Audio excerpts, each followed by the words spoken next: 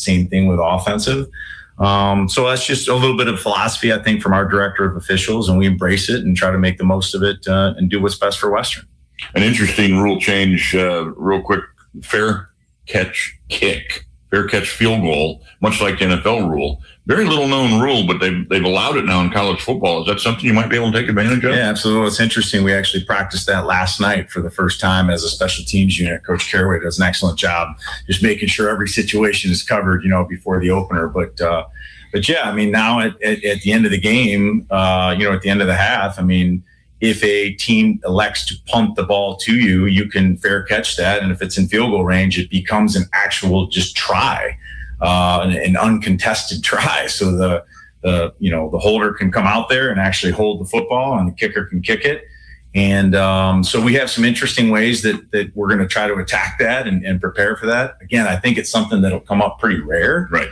But it is a nuance that is new for 2026. And as part of the education, the coaching staffs go through every year. You got to be up on the rules. Well, BJ, you can see here, we've got our rules book. It's never take anything for granted. I mean, I've been doing this 25 years, and there's still stuff that you're learning and growing with. It's what makes football the greatest game God ever created. And again, we'll work through this stuff and figure out what's best for our student athletes. Folks, Joe's got a computer. He's got a bottle of water, and he's got the rule book on his desk. Just so you know what he was dealing with there. Northwestern, they come in here, one of the most decorated NAI programs in history. Real quick thoughts about them as they come in. Yeah, I mean, this is a talented team. I think folks, in this opener are going to see a disciplined opponent.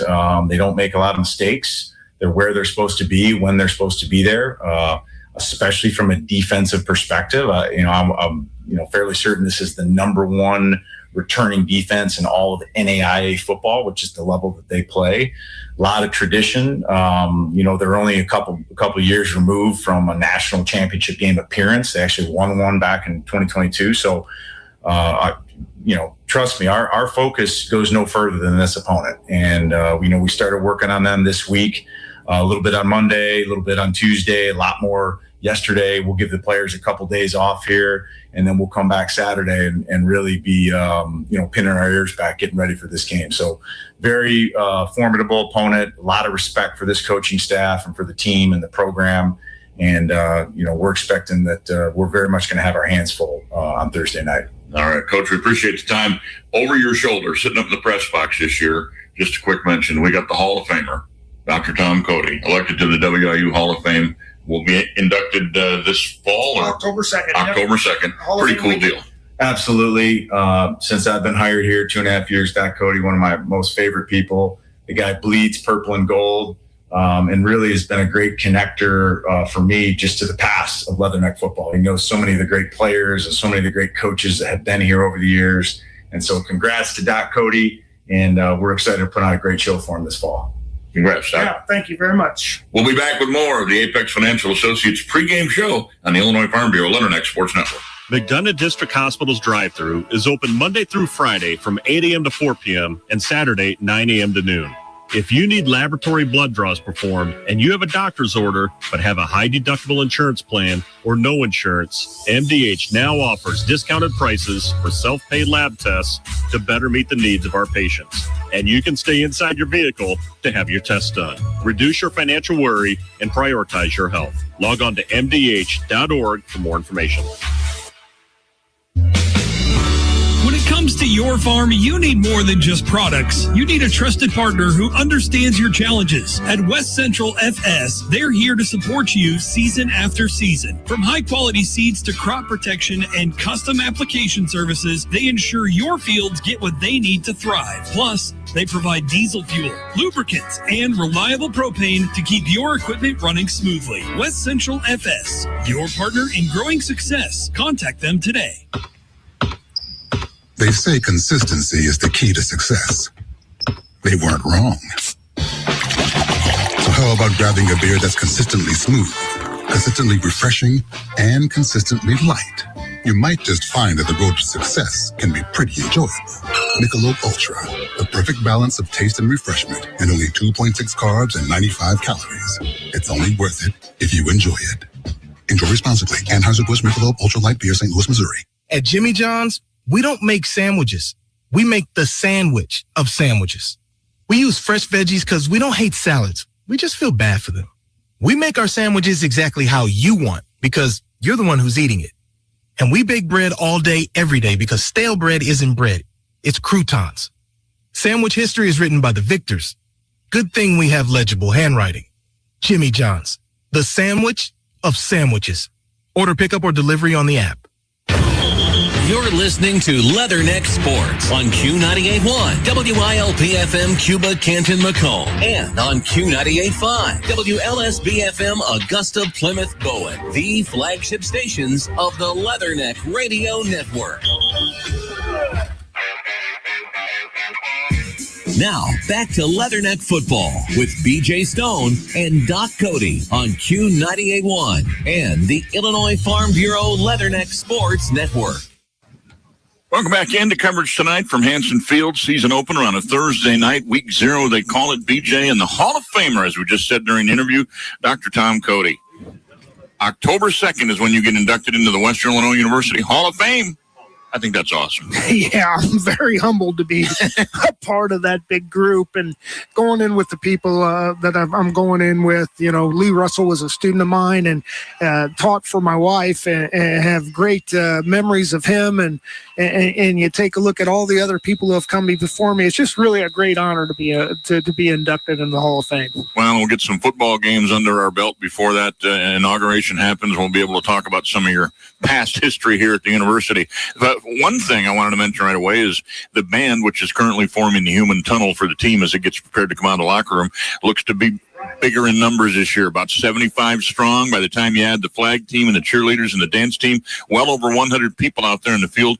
Great to see that comeback look here at Western Illinois. Oh, yeah. You know, Western Illinois had a good recruiting class coming in, and, you know, in terms of the number of students, and it shows in the band and shows in participation in terms of that. And I think, you know, you take a look at everybody asks about athletics and the importance that athletics has to the institution when they forget about all these auxiliary things that or pieces that go along with athletics, the pep band, the marching band, all the cheerleaders, all those, that all adds students to your total numbers. And so it's really good to see that group growing as well. And it also makes for full night of pageantry and entertainment here at Hanson Field when you have all these people combining to make this football game happen. The captains are coming out away from the rest of the team with the official. They're going to meet at midfield here shortly. The Leatherneck team is getting ready to charge through that human tunnel onto the field. And hopefully, Doc, they can put up some points early and get an early Illinois Farm Bureau advantage, which is necessary against a team that's looking to pull off an upset. I was going to say this. I would bet money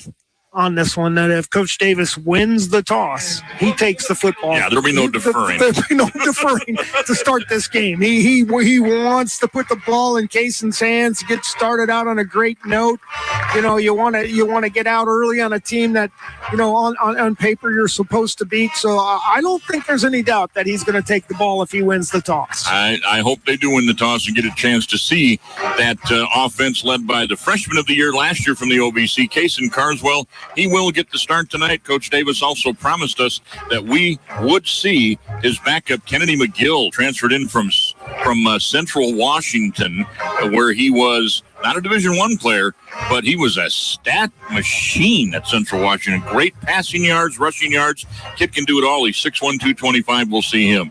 Josh Robinson and Hassan Jackson Anderson will split running back duties. Cam Edwards, Eric Johnson, Christian Anaya scheduled to be the starting wide receivers, with Petey Tucker transferring from Colorado State, Lucas Gilland and Jacob Kania, the backup wide receivers. And an offensive line we'll talk about when the game starts that could be a key to this season. They have played together already for a full year, and they're still in the starting lineup, not a single senior across that line. That's incredible. Yeah, we talked a little bit about that in the pregame show, how important that is, especially on the offensive side of the ball.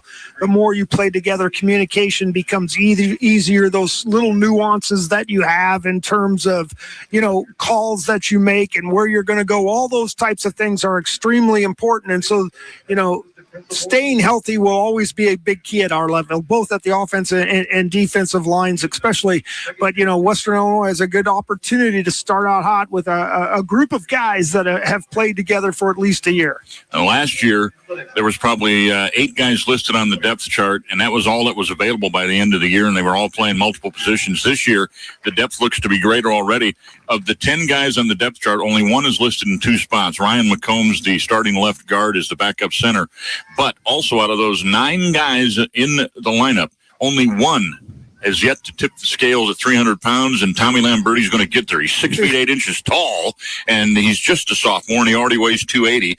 Everybody else goes from 300 all the way up to Dorian Arguelles at 340. It is a big offensive line for the Letternecks, and it's a necessity in football this day and age. Well, the way the game has changed in terms of passing league, they take a look at offensive linemen not only in terms of size but wingspan. How long are your arms to help keep those defensive linemen at bay? And so Western Illinois has made a concerted effort to get bigger on the offensive line. Bigger on the offensive line, more depth across the board in all positions, both sides of the ball. This team comes out tonight decked out in all white, a whiteout for the first home game. This is the Apex Financial Associates pregame show at Apex, a private wealth advisory practice of Ameriprise Financial Services. They understand setting goals for your financial future is important. They continue to be proud supporters of Letterneck football and invite you to stop by their new location, downtown Macomb, Apex Financial Associates. Our opening kickoff here in just a minute as the two teams have switched sides. What do we have? Let's see if we can pick up the ref. Northwestern refers. Yeah, he didn't turn his mic on. Letternecks will get the ball, and they don't even have to. They don't have to do it. They don't have to make the choice. So Western will start on offense. Letternecks will start on offense on the south end of the field. The opening kickoff, sponsored by Letterneck Sports Properties. As you listen to Letterneck Football, know there's not a better way to advertise your company and product than through the association with Letterneck Athletics. Contact Rick Thompson, 678-448-2115, or email rick@crasports@gmail.com. Your cooperation is appreciated. So here we go. We're getting set to get started. The opener of the 2026 season, NAIA phone Northwestern College of Iowa out of Orange City, coming over here to take on the Letternecks of Western Illinois. Western in their all-white uniforms tonight, top to bottom, helmet, jersey, and pants. The new jerseys feature the purple numerals outlined in a very bright gold, or yellowish gold, as they call it, university gold, and also 2 stripes on the shoulders of this year's uniforms, 2 thin stripes. Dropping back deep for the Letternecks to set up in the return formation. We expected to see Avery Knight, and just like that, we see 2 different guys. See, Israel Geraldo, wide receiver, and it looks like Hassan Jackson Anderson will be back deep, wearing number 1 on the near side of the field, number 3 on the far side of the field. The kicker for Northwestern College is Gianna Bennett. This young lady has a chance to set some records this year in college football. 6 feet 1 inches tall. She steps into it, boots it with the right foot all the way down to the 6-yard line, where it's taken by Geraldo. He comes up to the 20, gets smacked hard there. Ball is loose. And it looks like a recovery has been made by Northwestern College. They will start by forcing a turnover and getting the ball inside the Letterneck 20. One guy for Northwestern is down, face first on the field. Yeah, not the start that you want for Western Illinois. Not a really deep kick to the 6. Didn't have a really good wall set up. Got hit really hard. Ball came out. Northwestern gets the first turnover of the game. Now it's up to the Leatherneck defense to see if they can hold them to a triple. Well, we thought Joe Davis was going to get the ball first, and now the Leathernecks will turn right around and go on defense. And let's take a look real quick, if we can, at the starters. The defensive ends are expected to be C.J. Johnson, 6'4", 255-pound junior, whereas number 17, David Dunstan on the other side, 6'3" and 250, whereas number 32 with Keyshawn Harrington McKinney, one of the team captains, starting on the nose, 6'2", 272, and a junior. The outside linebackers, a very talented bunch. Justin Buckner, who had some Freshman of the Week honors last year when he started to get into the games, 5'11", 205, and a sophomore, starts on one side. Azorian Bonner, starts on the other. He also played some D-back last year, wears number 3. He's a 6'3", 200-pound sophomore, backed up by a couple of veterans, Joe Edwards and LeBron Morgan, also saw a lot of time last year. The inside linebackers, Devin Anderson, a senior, 6'2", 235, wore number 1, and one of the captains chosen for this team, transferring from Iowa State, Nick Reineke, 6'3", 225, former Cyclone, expected to be a leader on this defense. At the corners, Tyshawn Griffin, 5'10" and 180. He's a senior, along with senior Braden Hepner, 6 foot, 180-pounder, wears number 20. The two safeties, Jake Kruger, also a captain, 6'1", 190. At the free safety spot, he's a junior. And Juvenson Romulus, a 6 foot 2 inch, 190-pound senior, starts at strong safety. A lot of changes in the defensive backfield.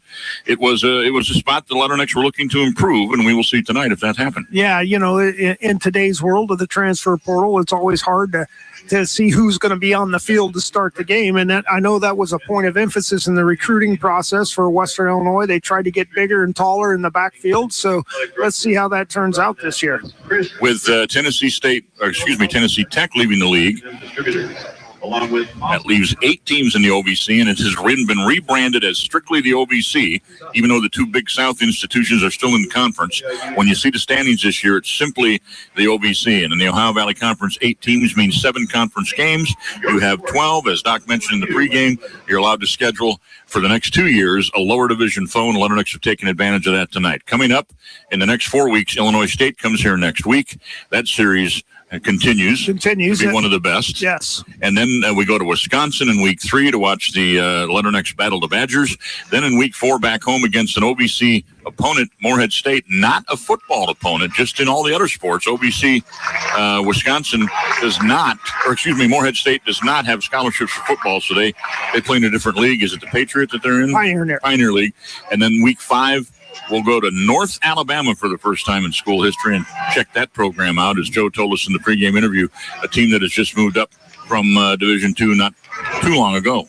Yeah, and so, those games are always interesting games in terms of that. So really I think it's a really nice schedule for Western Illinois to start the year. Well, the young man who was injured eventually popped up and walks off under his own power. That was actually great to see. So here come the Northwestern College Red Raiders. Colby Duncan, their do-everything quarterback, will work out of a shotgun, has 2 wide receivers left, one to the right. Running back set on his right side, play action, rolls right on the first down, and has to get rid of it with pressure coming from that linebacker from Iowa State. Mr. Reineke was right there to knock him to the turf, and Duncan got rid of it just in time for an incomplete pass, 2nd and 10. Yeah, nowhere for him to go for the football. They kind of did the RPO to the right side, running outside zone, pulled the ball, and Western Illinois did a good job in coverage. Nowhere for Duncan to throw the football, so he throws it in the turf. It'll be 2nd and 10. Ball on the far hash mark on the left side as the red-clad Red Raiders move from left to right on your mind's eye. Leathernecks defending the south goal. 2nd and 10. 2 wide receivers split far to the right, 1 out to the left. Play action again. Slant pattern open, caught, end zone, touchdown. Well, they took advantage of some soft one-on-one coverage in the middle of the field, and Caleb Moore ran a slant, was wide open, and scores it. And the Red Raiders jump on top of the Leathernecks 6-0. Yeah, that was just a blown coverage in terms of that. The outside linebacker blitz, which vacated the zone, and so the free safety didn't step up in man coverage, which made it an easy throw and catch, and he walks into the end zone. So Gianna Bennett will look for her first point of the season, 52 career points. The collegiate record in all levels for females is 100 points. Will she get her first point of 2026? She does. And Northwestern takes a 7-0 lead early after forcing a turnover on the opening kickoff. Not the way the Leatherneck coaching staff dialed up the first 2 minutes of the season. Well, if Western Illinois was looking forward to next week, all of a sudden they just got smacked in the mouth. And let's see if they're able to respond at this point in time and not the start that Western Illinois wanted. I said 2 minutes. I apologize. It took 16 seconds for all that to happen. Yeah. We still have 14:44 to go in the first quarter, and they recover. Northwestern recovers a fumble on the opening kickoff, incomplete pass followed by a touchdown. We've used 16 seconds of game, and they're on the board 7-0. Yeah, and as we talked about in the pregame, this is a well-disciplined team. They're going to play hard. They're going to do everything the right way, and that's the way you want to start. If you're Northwestern, you start on getting the turnover on the kickoff and get ahead in the game. Now Western Illinois is chasing points early in the first quarter. Well, if Western gets the ball in offense this time, you'll see Tyler Sulzberger, 6'7", 310. Ryan McComb, 6'4", 310. Michael Forney, 6'5", 300. Dylan Leasy, 6'6", 325. James Duran, 6'4", 315. The big dogs up front. That's the offensive line. Will they get a chance to perform here in the first quarter? Fair catch of a short kick taken by Israel Geraldo, who fumbled that opening kickoff, and I think he was instructed to probably wave an arm. Wave an arm because it was a short kick. He caught it at the 20. They're going to get it at the 25. So, a 5-yard gain on the fair catch, and now we'll see the Leatherneck Express. Let's see how they come out. It'll be nice to see how Kason Carswell starts the season. Carswell wears number 5, 6'3", 195-pounder. He sends to the left Christian Anaya, and actually drawing the start will be Petey Tucker, transferring from Colorado State. He'll start on the outside as Anaya's in the slot. One wide receiver split to the right, one running back set up to the left side, and it's a handoff up inside to that running back. We have Josh Robinson scheduled to start the game, still moving the pile forward and going forward for a gain of about 7 behind that big offensive line. And it's not Robinson. It is indeed number 1, Hassan Jackson Anderson, the highly touted transfer from Wolford, makes his first carry as a Leatherneck. Very patient on that inside zone run, just got behind his line and followed him up for a gain of 6. Anaya goes in motion left to right. They'll give it to Hassan on a sweep left. Oh, he spins away from the first tackler, sheds the second tackler, ducks the third, and he's out to the 41. He showed us a spin.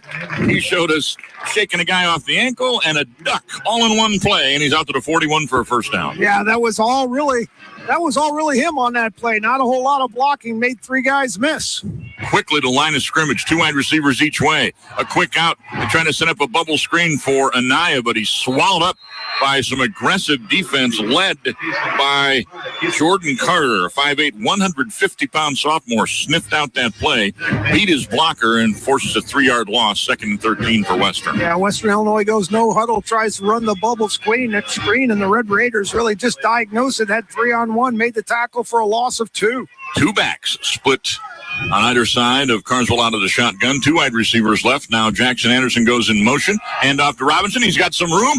Tries to hurdle over a defender. Gets flipped in midair and lands right at midfield. And a gain of about 11 yards. They'll mark him at the 49 of Western. So an 11-yard gain will bring up a 3rd and 2. And man, did he explode. Josh Robinson. Yeah, Robinson with a great job. Good job by the offensive line. Got him a lot of room. He tried to elevate over the safety coming up. Just got hit on his foot, but it now makes it manageable here for 3rd and 2. I saw a YouTube video where hurdling was a penalty in the NFL back in the day, 60s and 70s. Anaya comes in motion. He stops right behind the guard. He'll lead block. No, he'll head out into the flat, take the pass. Good for a first down. Down the sideline he goes, pushed out of bounds in Red Raider territory as Carswell got it to him.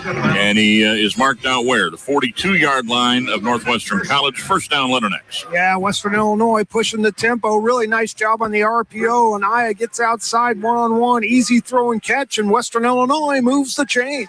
Leathernecks started this drive at the 25 after the kickoff was caught. A fair catch made. And now flags fly. Illegal procedure, false start against the offense. Will push the Leathernecks back to the 47, 1st and 15. Yeah, that's one of the things you're looking at in your first game of the year. How clean do you play? Do you have a lot of silly penalties, pre-snap penalties, those types of things? That all has to do with your preparation and your readiness for the game. And Western Illinois draws the first flag of the game. One guy we haven't talked about yet, the only starter we haven't mentioned, David Hargrove, highly touted 6'4", 240-pound senior tight end. He is lined up actually in the backfield as 2 tight ends are in. He's lined up at a flanker spot to the right. And on 1st and 15, play action, Carswell looking, a double move down the sideline, open and a catch. Oh, he's not able to hang on.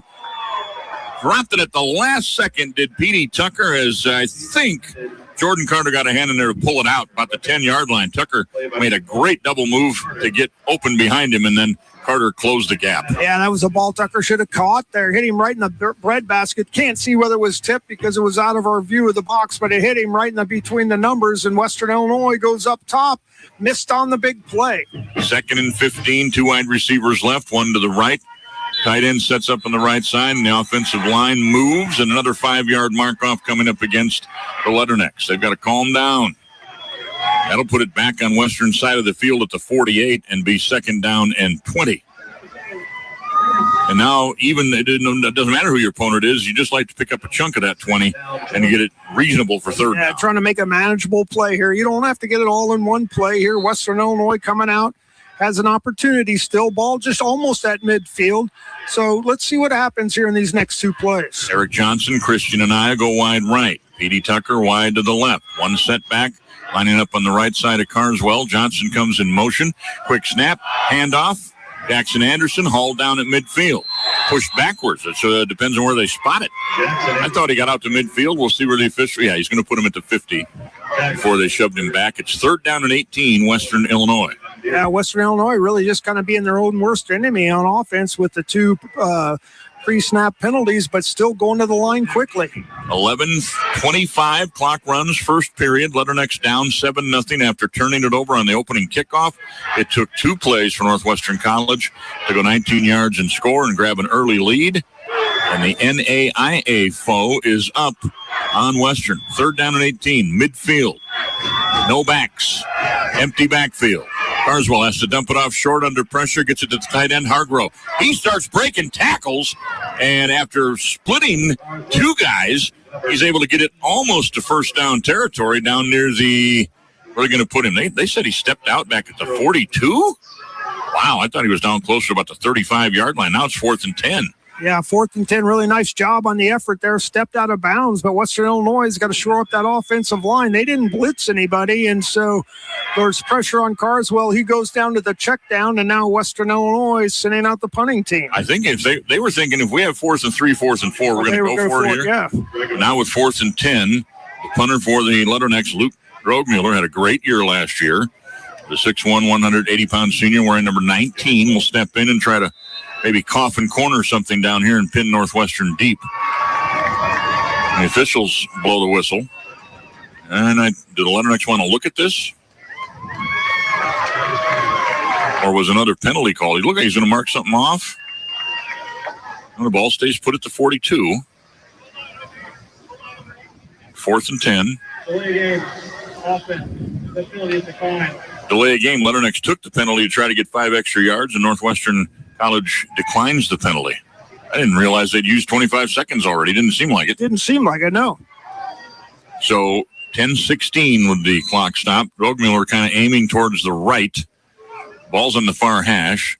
He steps into it, sends it towards that corner. Might be a little bit long. No, it lands in play, but then it hits a guy in the end zone trying to make the coverage down there.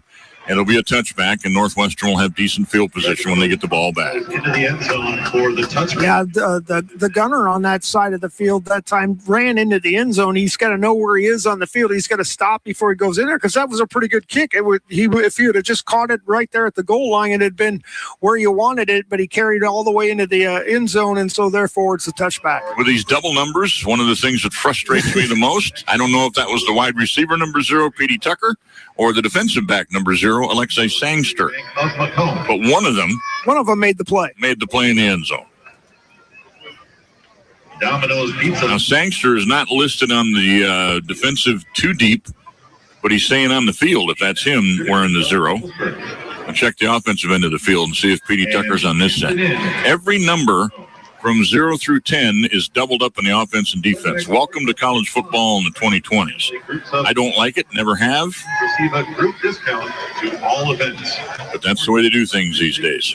Well, you could be what's quarterback for Washington, Jaden Daniels, is suing LSU not to let anybody have his number. I mean, that's how bad we've gotten in terms of numbers here. Wow. How about the Jets story? I didn't hear that one. They bring in the wide receiver. Is it Devontae Adams, who's always worn number 17? Yep. They got a rookie in camp. Devontae asks how much you want for the number. The kid says $1 million. Devontae calls the owner, gets it for free. And they forced the rookie to, if you'd have said 10 grand, he probably would have got 10 grand in his pocket. Silly. Well, we've got a timeout on the field. We'll give you a chance, or give us a chance to tell you about some of our wonderful sponsors who are back again this year. WIU Bookstore, Letterneck fans. The next football home game is next Saturday. Get your new Letterneck gear at bookstore.wiu.edu and proudly wear your purple and gold when the Letternecks host the Illinois State Redbirds next Saturday. And I think the Letternecks will probably wear purple or gold and force Illinois State to wear white. Otherwise, we could be, this looks like Illinois State that we're playing tonight. It does. We got the Red Raiders out here in their red uniforms and white helmets. So now, from the 20-yard line, Northwestern College will start their second possession. Letternecks trying to make something happen defensively. The quarterback keeps it this time, Colby Duncan, and he is brought down after a short gain. Colby Duncan with the quarterback keep. He faked it to Solomon T., the tailback, and took off over left tackle and got maybe 2 yards. It'll be 2nd down and 8. Yeah, I kept it on the read option, and Western Illinois does a good job up front and in the inside. Everybody kind of got a big game tackle there, and that's how they started the last season, but the last series. But then the second play wasn't exactly what we were looking for. See if we can get by play 2 this time. Yeah. 2nd down and 8 from the 22. One man comes in motion. They empty the backfield. 3 wide receivers to the right, 2 to the left. Duncan, long count, takes a snap, helmet high, throws a little pass out here on the right side through the hands of the intended receiver, Carson Ness, who heard footsteps, and I think he was trying to pull it down and turn before the ball got there. 3rd down and 8. Big chance here now for the Letternecks on 3rd down. You know what our 3rd downs are, right? Domino's Pizza, 3rd down. Domino's Pizza, 3rd down. Nice job by Western Illinois. They disguised that pretty well. They rotated into a man-free. Northwestern was trying to run an up and out, and the defensive back didn't bite on the first move, and so the quarterback, Duncan, just had to throw it away. It'll be 3rd and long. Letterneck football and the Illinois Farm Bureau, Letterneck Sports Network. Next down, 7-0, midway through the first quarter to Northwestern College. 3rd and 8, chance to get it back right here. Pass left side, out of bounds, well over the head of the intended receiver, and a flag comes in late. That's an uncatchable ball. We talked about that, Doc, off error here before the game. Austin Gerard cut to the outside, and one of the Letternecks going to get called for interference. That's a weak call. Yep. But, on a play where he had good coverage, you didn't have to jam him as the ball's in the air, hits him when the ball's in the air. That ball was 3 yards out of bounds, but Northwestern continues their drive on the 3rd Leatherneck penalty. So the ball comes out to the 32-yard line. Spot foul, 10 yards. Anything over 15 is 15 yards, but anything inside of 15 is a spot foul on the interference play in college. High snap handled nicely by the QB. He'll hand off to his second running back in the lineup, Gardner Casey, a 205-pound sophomore. And Casey, with the timing disrupted by that high snap, is only able to get forward for about 2 yards up the middle of the 34. 2nd down and 8. Elijah Congolo, returnee from last year, defensive end, 6'4", 230-pounder, checks in. Stephen Oberst is in the middle right now, 6'4", 305, the nose guard. And on the far side, Jalen Nicholas, moving his number from 25 to 21 this year. 6'3", 230-pound junior, one of the nicest kids in the team. We had some great conversations with Jalen last year. And all 3 second-string linemen are returning linemen. Deep down the right sideline. Good coverage all the way downfield, step for step, pass too tall for the wide receiver, Austin Gerard, covered by Tyshawn Griffin, and Griffin never let him go. There's a flag in the backfield. This could be the first penalty on Northwestern College. Will it be? No. Roughing the passer. Roughing the passer on Western. Have we checked to see if the officials are from Orange City? Or I'm just kidding, but that's 4 penalties on Western already. And a fumble. And this is a big one. Yeah, big 15-yarder. Western had them again, has had them where they wanted them in 2 plays and just have come up. I didn't see the late hit. I was watching the one-on-one battle down the sideline, and so Western Illinois comes up with another inopportune penalty. This puts it at the 49. Both first downs in this drive by way of penalty for Northwestern. And now they'll move 2 receivers from the right or left side of the formation to the right. 1 running back in play. Straight drop. Fumble. Picked up, scooped up, and here we go. LeBron Morgan picks it up and takes it to the house. Touchdown, Letternecks. Yeah, Morgan walks through the kitchen door, opens the refrigerator, grabs himself a cold one. Western Illinois gets on the board in terms of a turnover. I don't know what yard line he picked it up at. We'll see what the official stat guys say, but there was pressure immediately up the middle, and Duncan, as he tried to roll away, dropped the football. Now they're going to look at it, see if the ground be under review. That's too bad. Morgan decided not to fall on it. Instead, waited for a perfect hop, picked it up on the run full speed, and took it the distance. And now they're going to take a look at it. Leatherneck's need this TD to count. Defense had already have one score on the year. That would make some people happy. That would make some people happy. Yeah, no doubt about it. Western Illinois showed a lot of speed on the defensive line that time. They had 3 guys in the backfield and nowhere for Duncan to go with the football. Got hit. I think the ball was out on the way down. Can't really confirm that or not. They haven't put it on the board yet, have they? Nope. 8:23 left in the first period. I'm watching a big scoreboard in the north end of the field, and it's got a Leatherneck Bulldog logo flashing right now. We'll see if they put the replay up, but I think it was Reineke that got the initial pressure on the blitz, and then Morgan coming from the near side plays the wide side linebacker when he's in there. He's got to cover most of the field, and he was on this left side as the ball was on the other hash mark. Made a great scoop and run. Yeah, showed a burst of speed, picked the ball up. Nobody was going to get to him, and Western Illinois does what they need to do after giving up some big first downs on 15-yard penalties. It looked like the official's been trying to turn his mic on, and I haven't really heard him over the speaker, so it might be some opening game jitters with the crew trying to get that to work, but hopefully we can hear his explanation when he comes back out. I mean, I was surprised. It was a really quick run.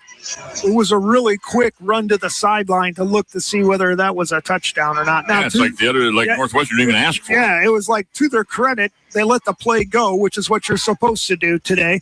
You let the play go and you go back and look at it. But I mean, as soon as they called timeout, he ran to the sideline. So, well, there's been no attempt to put the replay up on the board, or if there has, it certainly hasn't come up. Which tells me at a home game sometimes it'll confirm that it wasn't a fumble. You're not supposed to put up the controversial ones on the board anyway, unless it favors your team. So here we go. We've got the call.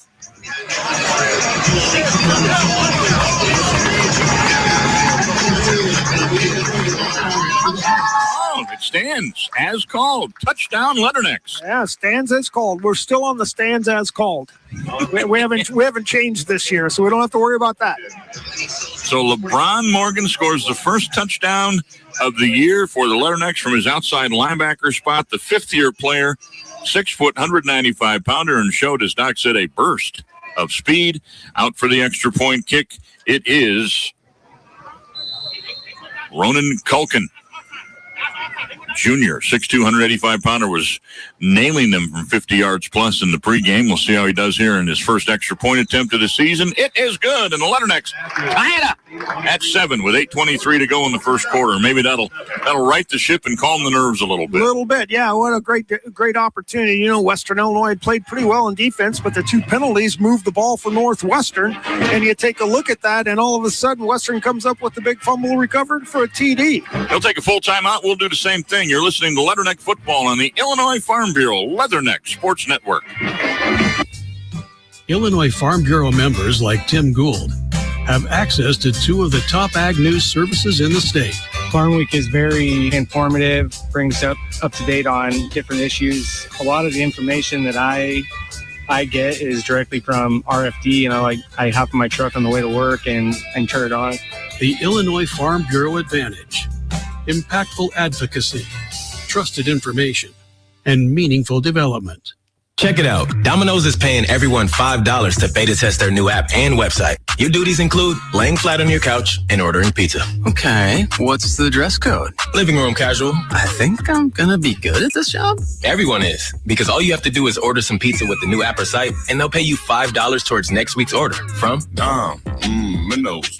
Offer applies to online orders of $5 or more placed before 8:30. Claim a $5 code by Sunday of the same week. Codes redeemable for any app order of $5 or more next week. Availability and charges may vary. For complete details, visit Domino's.com.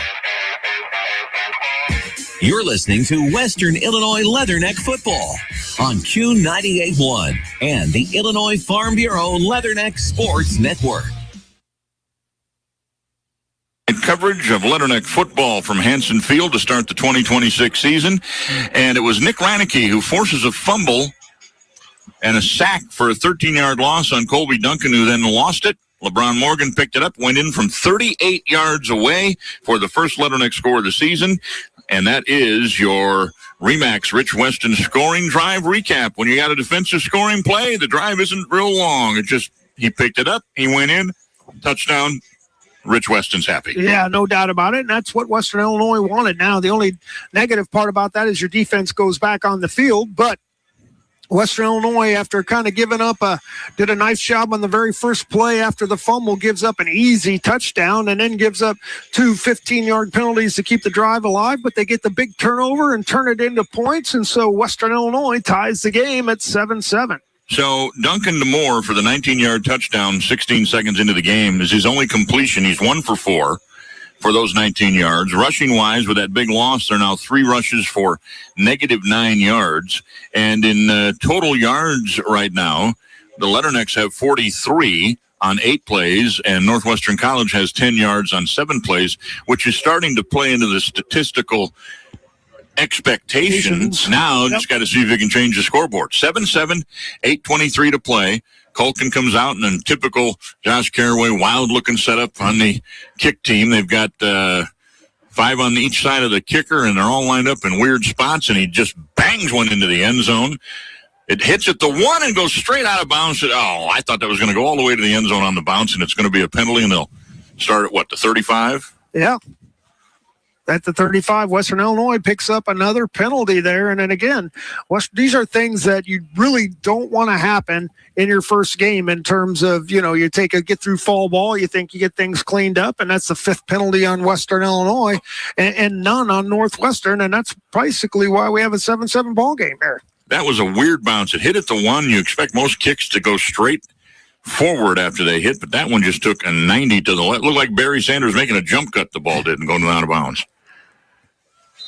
Well, Leatherneck's able to put the starting defensive line back in, the second team defensive line, and I really don't know what the distinction is between the two. I think they're all going to be pretty equal, all 6 of those guys, and that should keep them well rested. So they bring out the starters again, the guys that we announced, and here we go with the next drive for Northwestern College. It'll be a handoff coming this way, and not getting more than a yard is the running back for the Red Raiders. That is Solomon T. brought down on a nice tackle by Justin Buckner. Yeah, Buckner does a nice job staying home, kind of on the counter play, stays at home, fights off the pulling guard, and makes a good one-on-one tackle for a gain of maybe a half a yard, but really good, solid defense there by Buckner. That was what was impressive about Justin last year when he made his way into the lineup, was his tackling was so sure. I remember the Tennessee State game when he got freshman of the week. He was all over the field. Yeah, he can move. And now we see our first penalty on Northwestern, as one of their offensive linemen jumped and looked like the defensive end for the Leatherneck, C.J. Johnson, was flying straight to the backfield. He was like, please don't throw a flag. I got a clean shot. Exactly. He was looking for some payback there. Yeah. So the 5-yard penalty will mark it back to the 31-yard line, where it will be 2nd down and 14 for the Red Raiders. B.J. Stone alongside the Hall of Famer, Dr. Tom Cody, for the first game of the 2026 season. We'll have Saturdays the rest of the year, as you might expect with college football, but 22 games in FCS tonight. FCS taking advantage of week 0 as they're trying to get some national recognition with all these games tonight. Pass out the left is complete. Gain of about 11 yards. Tackle on the play made by the Leathernecks number 3 is Arian Bonner, the outside linebacker. They'll give him a gain of 10 to the 41. Didn't see who the receiver was, but it's going to be 3rd down and 4, and here come 3 new defensive linemen. Yeah, it's kind of warm out there tonight, so I suspect on game 1 we're going to do a lot of hockey changes, shift changes here going on in terms of the game, and Bonner did a nice job. He just didn't recognize the play quickly enough. They'd switched to man-free, and he had him one-on-one, just didn't break out there soon enough. James Lee Lewis will check in at defensive end for the first time. Right up the middle, pressure from Reineke forces the early release and the overthrow. Man, did he get there quick. The defensive lineman opened up a hole for Reineke to shoot through. He was unblocked, and Duncan had to get rid of it. Overthrew Carson Ness, the intended receiver. That'll bring up a 4th down and 4, and that 3rd down snap brought to you by Domino's Pizza. Try Domino's New York-style pizza. Use the Domino's app. It'll be at your door before the next touchdown, which we hope will be in this next possession for the Leathernecks. Yeah, really nice job that time by Reineck. He timed it. He came on a little delayed blitz. He didn't come right off the bat, but when he accelerated the hole, he got home, forced the incomplete pass. He's living in the backfield tonight for the Leathernecks. Here's the punt, the first of the night for Northwestern College. Catch made at his own 14-yard line. Joel Salien over the 35, the 40, the 45, flags behind him, and Salien brings it all the way out to midfield. Joel Salien is a wide receiver, a sophomore out of Miami, Florida. His 36-yard return's coming back, but he exploded down around the left side. Yeah, Coach Davis is just beside himself in terms of that. They're going to they may pick up the flag here after a conversation, but he is beside himself on this call. Yeah, Joe's out to about the numbers, questioning the call, and he's still barking out towards the crew. Four of them have surrounded the hash mark, and they're talking about whether they're going to pick up the flag or make the call. Great job by Salien to give the Leathernecks what would be fantastic field position at midfield. Yeah, really nice job by the punt return team, and so it looks like the call's gonna stand. It'll be a block in the back. I think it's what they're gonna call. Hayden Gross, a defensive back, is the punter and defensive back for Northwestern College. Personal foul. What? 15-yard Markov takes it all the way back to the 15-yard line because the flag flew at the 30. I think they're calling it a crackback block. Didn't see it. I know Joe wasn't happy.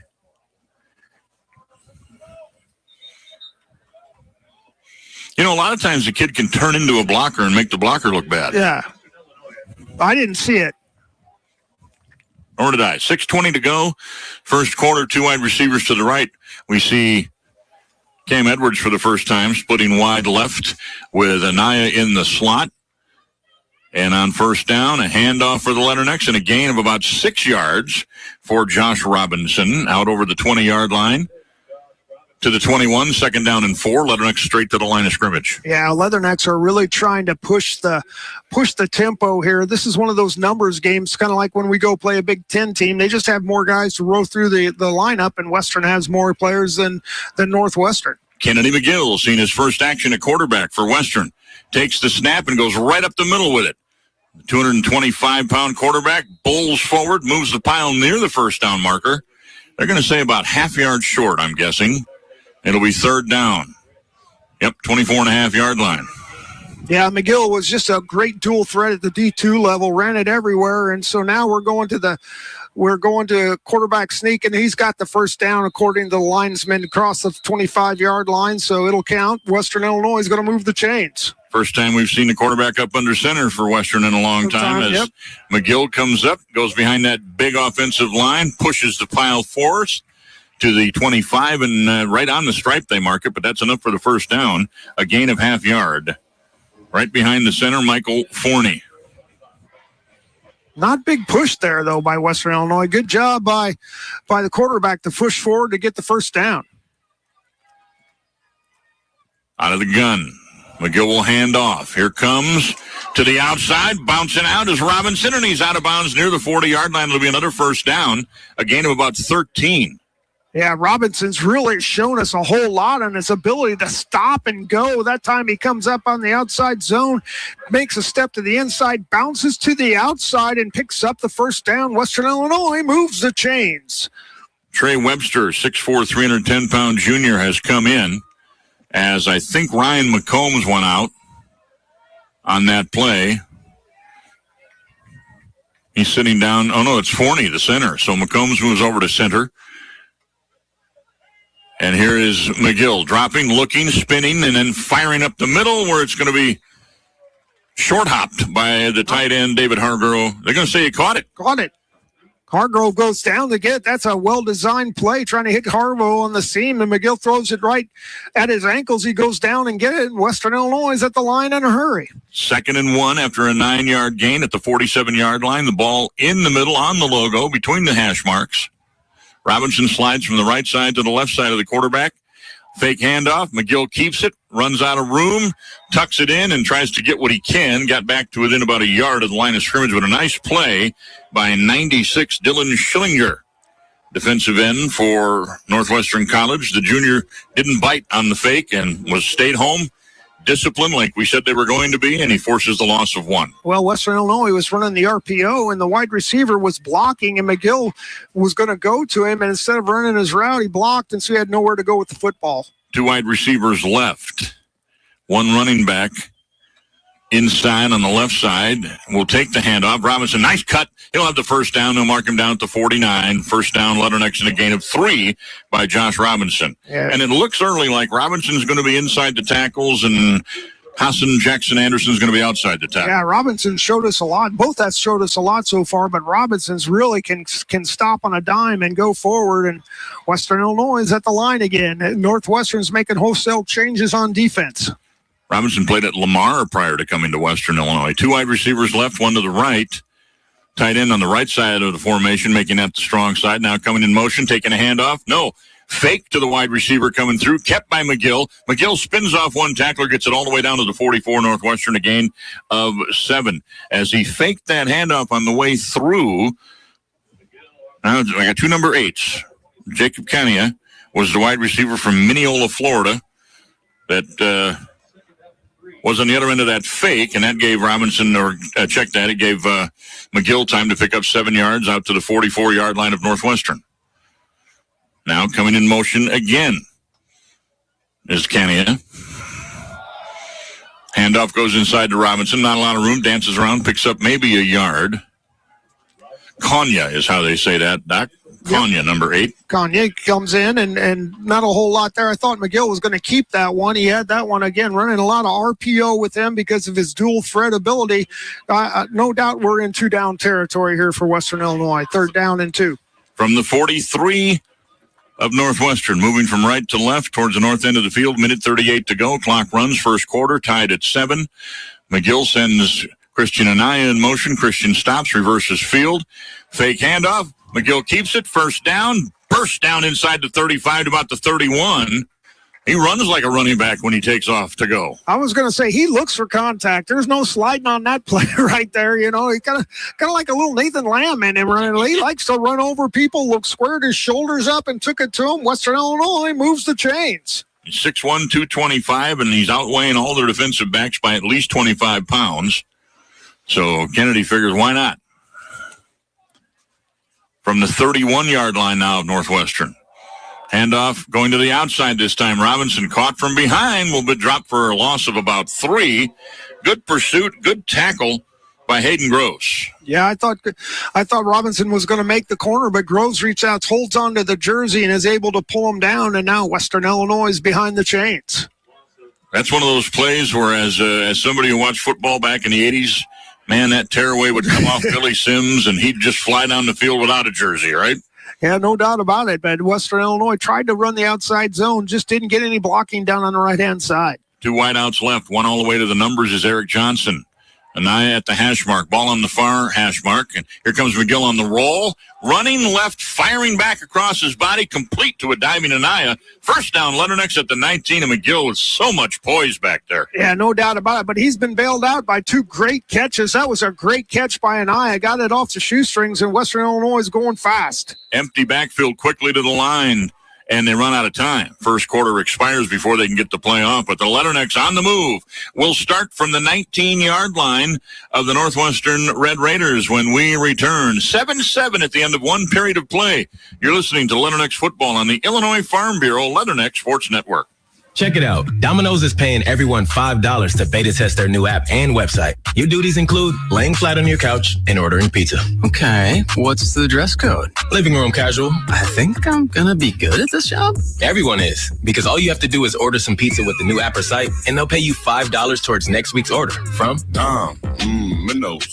Offer applies to online orders of $5 or more placed before 8:30. Claim a $5 code by Sunday of the same week. Codes redeemable for any app order of $5 or more next week. Availability and charges may vary. For complete details, visit Domino's.com. Your land grows more than grass. It grows memories. Kids racing through the yard, tossing burgers on the grill with friends, calm evenings on the porch. Whether it's a new fence, the spring garden, or your weekly mow, Heritage Tractor helps you make it all happen with John Deere equipment and attachments that tackle every task. Mow it, haul it, shape it into more than just land. Heritage Tractor, here for your land, here for your family, here for you. Now, back to Leatherneck Football with BJ Stone and Doc Cody on Q98.1 and the Illinois Farm Bureau Leatherneck Sports Network. Welcome back to Hanson Field, coverage of opening night 2026, BJ and the Doctor. And I'll tell you what, we whine a little bit off the air about how hot it is in this little booth that we're shoulder to shoulder in, but come November, we're going to miss this weather. That's right. Come November, there is no heat in here, and there is no air conditioning. Yeah. So we either have to we have to remember to bring the ice scraper from the truck. For November games. For November games. And you forgot your towel. Forgot my towel for today to scrape the mist off the windows. So we got it all going on here.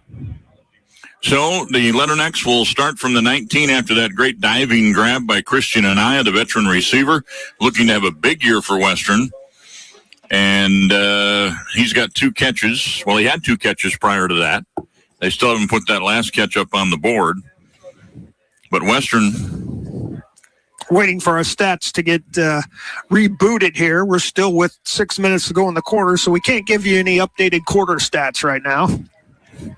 Leathernecks should come out way ahead, certainly in rushing yards, because they have gotten some good runs from Robinson, 25 first quarter yards, Jackson, 18 yards on 3 carries, and Western committing to the ground game in the first quarter. Before that last pass, had rushed the ball 13 and passed 5. So I think it's 13-6 now in total play selection.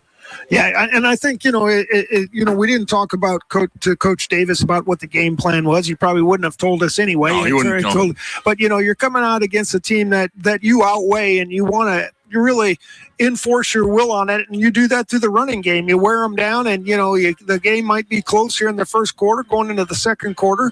But, what you're trying to do is wear that Northwestern defense down, because they just don't have as many bodies to throw at you as an FCS team does. 3 wide receivers to the right as we get set to start the second quarter. The one lone setback is Robinson to the left of McGill. He'll lead block. McGill through a hole down the seam and scores just outside the numbers. He takes it home from 19 yards. Great blocking by the left side of the line with Tyler Sulzberger and Ryan McCombs leading the way. Yeah, nothing but that's the old 1970s quarterback sweep out of the wing tee. So they just go to the tight end side, lead the running back goes out, kicks out the defenses, and McGill shows his speed, gets around the corner, finds pay dirt, goes through the kitchen, opens the refrigerator door, pops himself a cold one on this warm Thursday night. Western Illinois takes the lead. Don't have too many cold ones. You won't be able to drive it home. 13-7 as Colkin gets sent for the extra point out of the hold of Drogmuller, the punter. And the kick is blocked. It'll be no good, but the Leathernecks for the first time this year have the Illinois Farm Bureau advantage. They lead 13-7 after one play of the second quarter, 14:53 remaining in the first half. Western goes on top by 6 points. We will come right back with the kick and the drive recap when we return to Hanson Field right here in the Illinois Farm Bureau Leatherneck Sports Network. There are plenty of lenders out there, but few know farming like Compeer Financial. We are here with industry knowledge, a commitment to agriculture, and a will to help you succeed. Whether you farm 300 acres or 3,000, or your herd size is big or small, Compeer Financial, here for you. Call 844-426-6733 or visit Compeer.com today. Compeer Financial is an equal credit opportunity lender and provider. Copyright 2024, all rights reserved. Grit. It's that thing inside of you that ignites passion and empowers you to envision a world full of possibility. At Western Illinois University, Leathernecks are made with this grit. It starts here, in this field, in this room, on this court, and in this lab. We refuse to blend in because our purple stands out. Apply today at wiu.edu.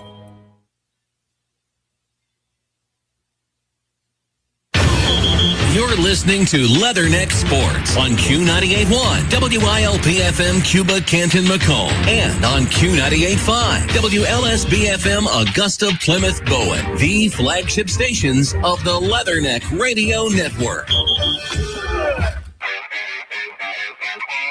You're listening to Western Illinois Leatherneck Football on Q98.1 and the Illinois Farm Bureau Leatherneck Sports Network. And the Leathernecks have the Illinois Farm Bureau advantage, 13-7 with 14:53 to go in the first half. BJ Stone, Dr. Tom Cody. Doc's been around this game a long time, has coached at many levels, including Morningside, the number one rival of Northwestern State. And you said Morningside was Division II back then.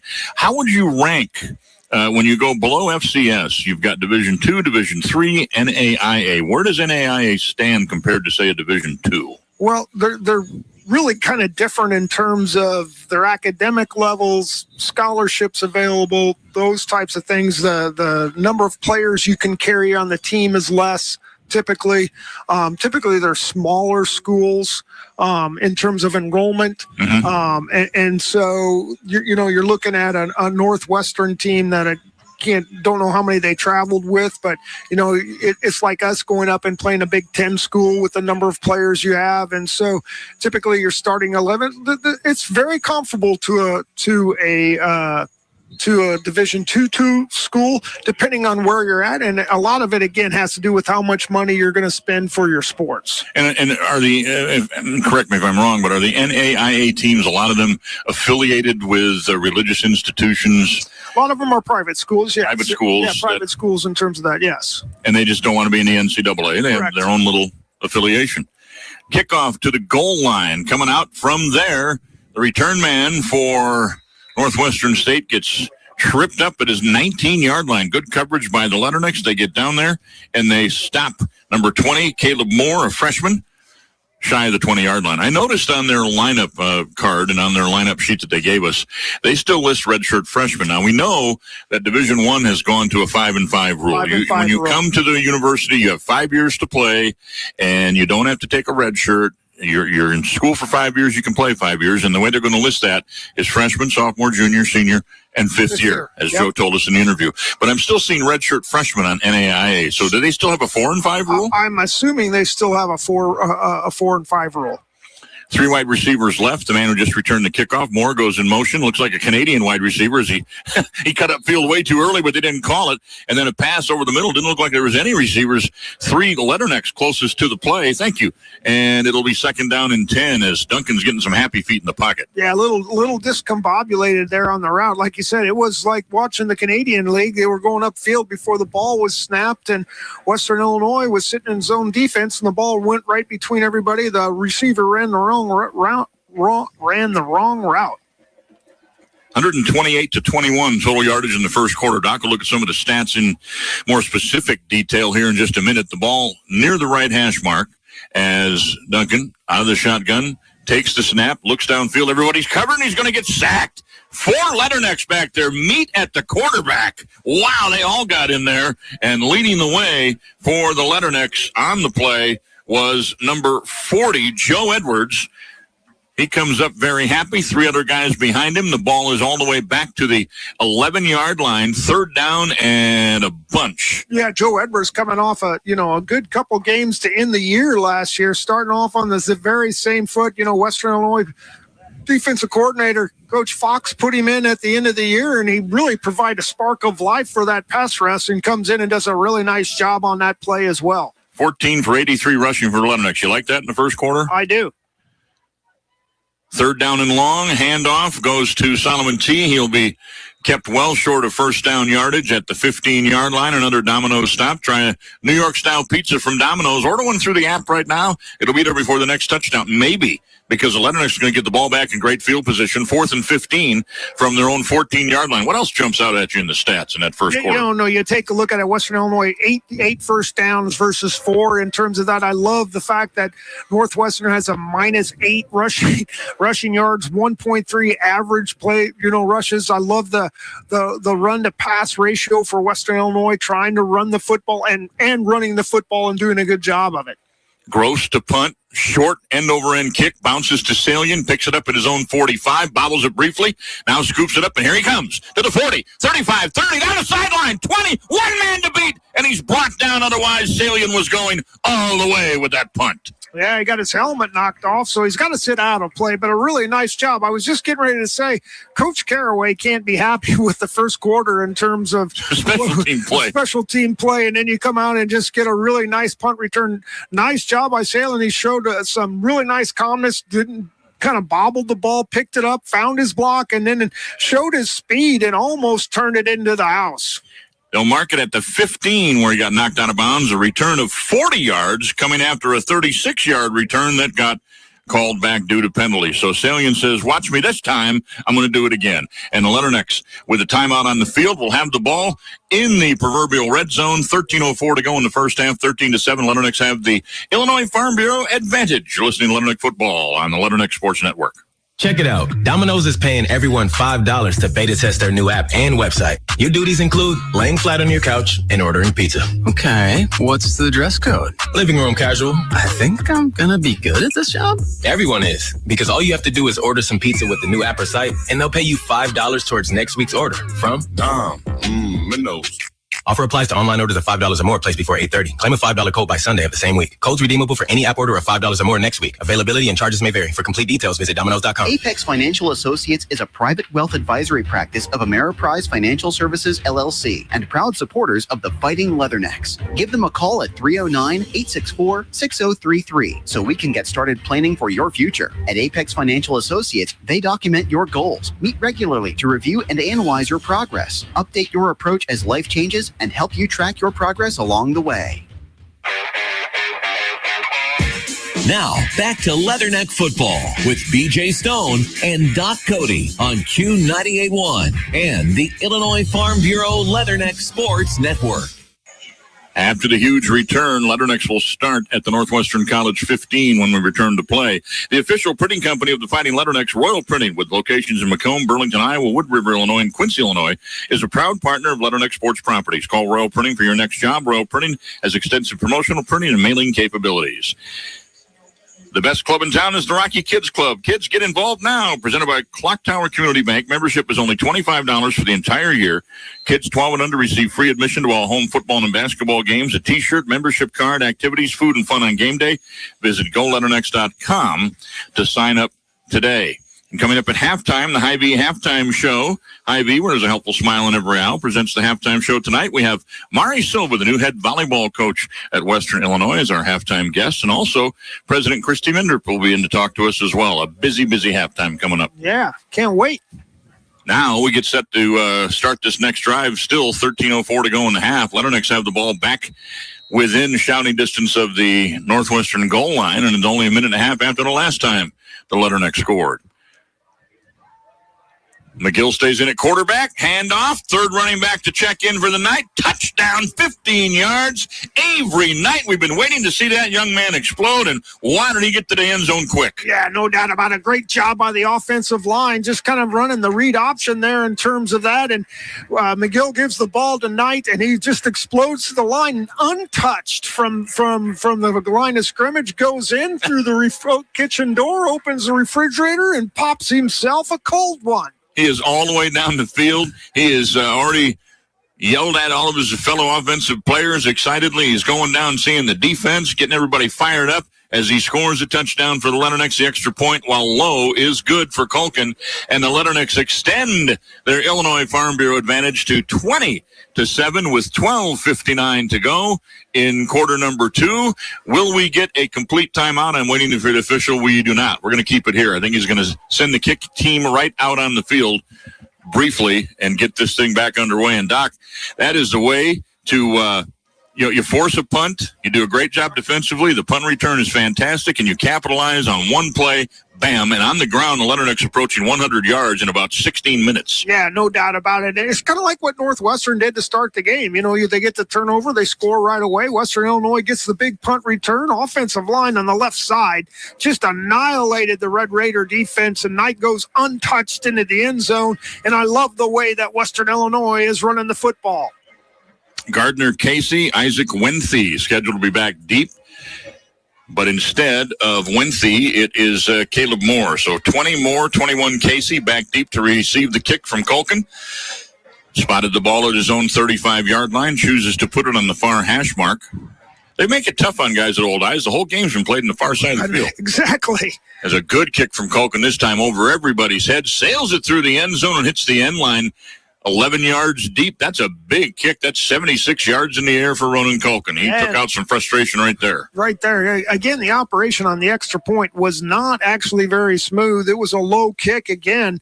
Just the timing is not down there on the extra point team yet, but that time he kicks it out of the end zone with no wind help. So big leg there for Western Illinois.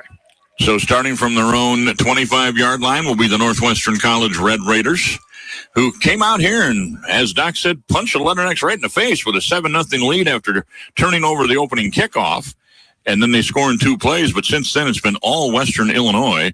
And now on the run, trying to figure out how to catch up for the Red Raiders. Quick out pass, good blocking lineup set up in front of the receiver, who makes a quick catch and is quickly tackled. Caleb Moore is brought down at about the 31-yard line, did pick up 6 yards. They had a nice setup play. A lot of red jerseys out here. Ran that tunnel screen where they faked the bubble screen on the outside, pulled the offensive lineman and throw underneath it. Nice job. Picked up 6. That's probably their most positive play in the last 3 series, besides the first downs picked up by penalties by Western Illinois on defense. Duncan is 3 for 8 now for 29 yards. That last Leatherneck drive, if you will, 1 play, 15 yards after the long punt return by Salient. That's your Rich Weston scoring drive recap from Remax, as the Leathernecks used just the 1 play to get it in the end zone behind Avery Knight with his first touchdown on the ground this year from 15 yards out. Second down play is good for a 2-yard gain to the 33. Ball on the near hash. It'll be 3rd and 2 for Northwestern College. They kept it on the ground, got a couple. Yeah, we've been talking about Avery Knight because Avery Knight showed great promise last year and then had some injury issues and some of those types of things. So we've been really excited watching him in fall camp and those types of things to get his opportunity to get on the field to show what he can do. Tight formation. Really nobody split out wide. On 3rd and 2, they fake the run. Dropping back to pass. Pressure comes. Hit is made shy of the 35-yard line. What a tackle by Reineke. Wrapped up the tight end, Owen Vanderpool, and didn't let him go anywhere. And it's 4th and 1, a gain of 1. Pressure was applied by Buckner. Got right in the face of the quarterback. He threw it out here in the flat to the tight end. The tight end didn't get turned around, and Reineke was all over him. Yeah, that's what happens. You throw the ball behind you. It doesn't give your receiver an opportunity to turn upfield. Northwestern now is going to go for it on 4th down, but Reineke, great coverage and a great one-on-one tackle. It'll be 4th and 1. Leathernecks have to watch out for the long snap count now. They have committed a lot of penalties tonight. They'll snap it early in the count. Handoff doesn't go anywhere. Leathernecks go up with a 4th down stop, and Western will take over at the Northwestern 34-yard line. Stephen Oberst up from the bottom of the pile. Number 98, the big nose guard, with a little help from number 17, C.J. Johnson. And the Leathernecks stop Solomon T for a very short gain. Western Illinois football on the turnover. Yeah, really impressive right there. Northwestern's trying to keep the football and keep Western Illinois from putting more points on the board, and they take a risk way inside their own territory. Western Illinois now has 1st and 10 at the 34. Casey Carswell back in at quarterback. So the Leathernecks switching quarterbacks again. 2 wide receivers left, 1 to the right. Cason's chance to get out there. He was 3 for 4 in his first appearance. Kennedy McGill 2 for 2. Leathernecks 5 for 6 overall. Carswell looks left, flushed out of the pocket, fires it low down the left sideline, and it falls just short and incomplete. Would have been just shy of the 1st down yardage. It wasn't Anaya. Who was that down there? It looked like 16 Lucas Gillen, the intended receiver. Yeah, well-designed play. Carwell just didn't get his feet underneath him, didn't have enough leverage, enough power to get on that football. Well-designed play. He actually read it extremely well, just didn't get his feet turned, couldn't put enough energy into the football. 2 wideouts left, 1 to the right. 1 man coming in motion is Salient, the big punt returner. Handoff goes to Avery Knight. He cuts it back at the numbers and comes up inside to the new OBC logo on the field at the 28-yard line. And a gain of about, the market is 29, gain of 5, 3rd down and 5. Yeah, 2-down territory definitely here for Western Illinois in terms of this drive. Really nice run there and picked up 5 to make it manageable. 10:21 to go in the second quarter. Leathernecks have scored twice already in the first 5 minutes of the period. Now Carswell will stop, look to the sideline, see if the Leatherneck coaching staff decides to change the play. The third and fourth quarterbacks on the roster are signaling the plays in tonight. One of them's a decoy, one of them's the actual signal. Carswell, a little out pattern, caught by Hargrove, the tight end. Near first down yardage, will they give it to him? Did he run the pattern deep enough to get the first down? It's going to be fourth down and less than a yard. 4th and 1, and Carswell quickly up under center. Going to try to sneak it here on 4th and 1, but the official steps in, pauses, gives the defense a chance to get lined up. Carswell getting the push, the old tush push from Hargrove, and he is, I think he's got the first down inside the 24-yard line. They marked him short. He's going to be short. He didn't get there. That was on 4th down. 4th down. They didn't get there. That's a bad mark. His helmet was almost to the 23. Unless the ball bobbled and popped backwards, Northwestern has held on 4th down on the sneak attempt by Carswell, getting the push from Hargrove. Our favorite play. Yeah. Well, normally I'm a big quarterback sneak guy, but when you're running the ball at 6 yards a clip, give it to your playmaker. You know, Bart Starr would have done right there. Pulled it out and went deep. Exactly. Nobody thought Bart was a gambler, called his own plays, but man, could he pull us some rabbits out of the hat for Green Bay for Coach Lombardi. Boy, I'm showing my age there. You are. And you're not as old as I am. 2 wide receivers each way as the Red Raiders take the football back. Colby Duncan now 4 for 9. Play action, rolls out, short safe pass, caught by number 5, Carson Ness, and he moves forward to about the 29, maybe. Yeah, they'll give him the 29, a gain of 4. It'll be 2nd down and 6. And that's about all the time that he has is to throw those quick passes. Right. Nice play by Romulus outside that time. There was twins to the far side of the field, and they pulled up and blocked, and you throw it to the running back out of the backfield. He fought off a block and kept him for a 4-yard gain on a nice one-on-one tackle. On 2nd and 6, out of the gun, 1 wide receiver comes in motion. They fake a handoff to him. Morgan tries to go right up the middle. Letternecks don't move. Nicholas led the charge. Everybody else jumping into the play, including number 4. We have him as Izzy Dobbins, a senior out of Bethlehem, PA. Now, Kevin Washington wore that number last year, so we don't know yet. We don't know yet who number 4 is. And a couple of these guys have different uniform numbers than what's listed on, and that happens every year. Your roster changes before week 1. 3rd down and 6 now, though. And back in the gun again with 3 wide receivers split all the way out here to the left side. Duncan, a little bit better time. Gets the pass forward to Caleb Moore. He sat down a yard short and got tackled immediately, and it's 4th and 1. That's on the receiver to get that extra step over the line, isn't it? Not a well-run pattern there. You got to get to the line of scrimmage, got to get to the first down marker. Nice job of defense by Western Illinois, and closed and made a good dual tackle there to keep him short. Northwestern's going for it again on 4th down. As we judge the Leatherneck defensive secondary linebackers, I think the one thing I've noticed early that I like is the aggressive close rate. And they've gotten to the ball very quickly after a catch is made. Right, except for the touchdown. Except for the touchdown, and I think that was a blown coverage on that play. Western Illinois has really run and done a good job of going to the football. 4th and 1, 7:47, a large airplane left in the first half, and a timeout called by Northwestern College after they see the defensive lineup for the Leathernecks. A chance for them to think about this. Are they going to change their mind, or are they still going to go for it on 4th and 1 from their own 34-yard line? We'll take a quick timeout as well. The Leathernecks have the Illinois Farm Bureau advantage 20-7. We'll be back in the Illinois Farm Bureau Leatherneck Sports Network. At Jimmy John's, we don't make sandwiches. We make the sandwich of sandwiches. We use fresh veggies because we don't hate salads. We just feel bad for them. We make our sandwiches exactly how you want because you're the one who's eating it. And we bake bread all day, every day because stale bread isn't bread.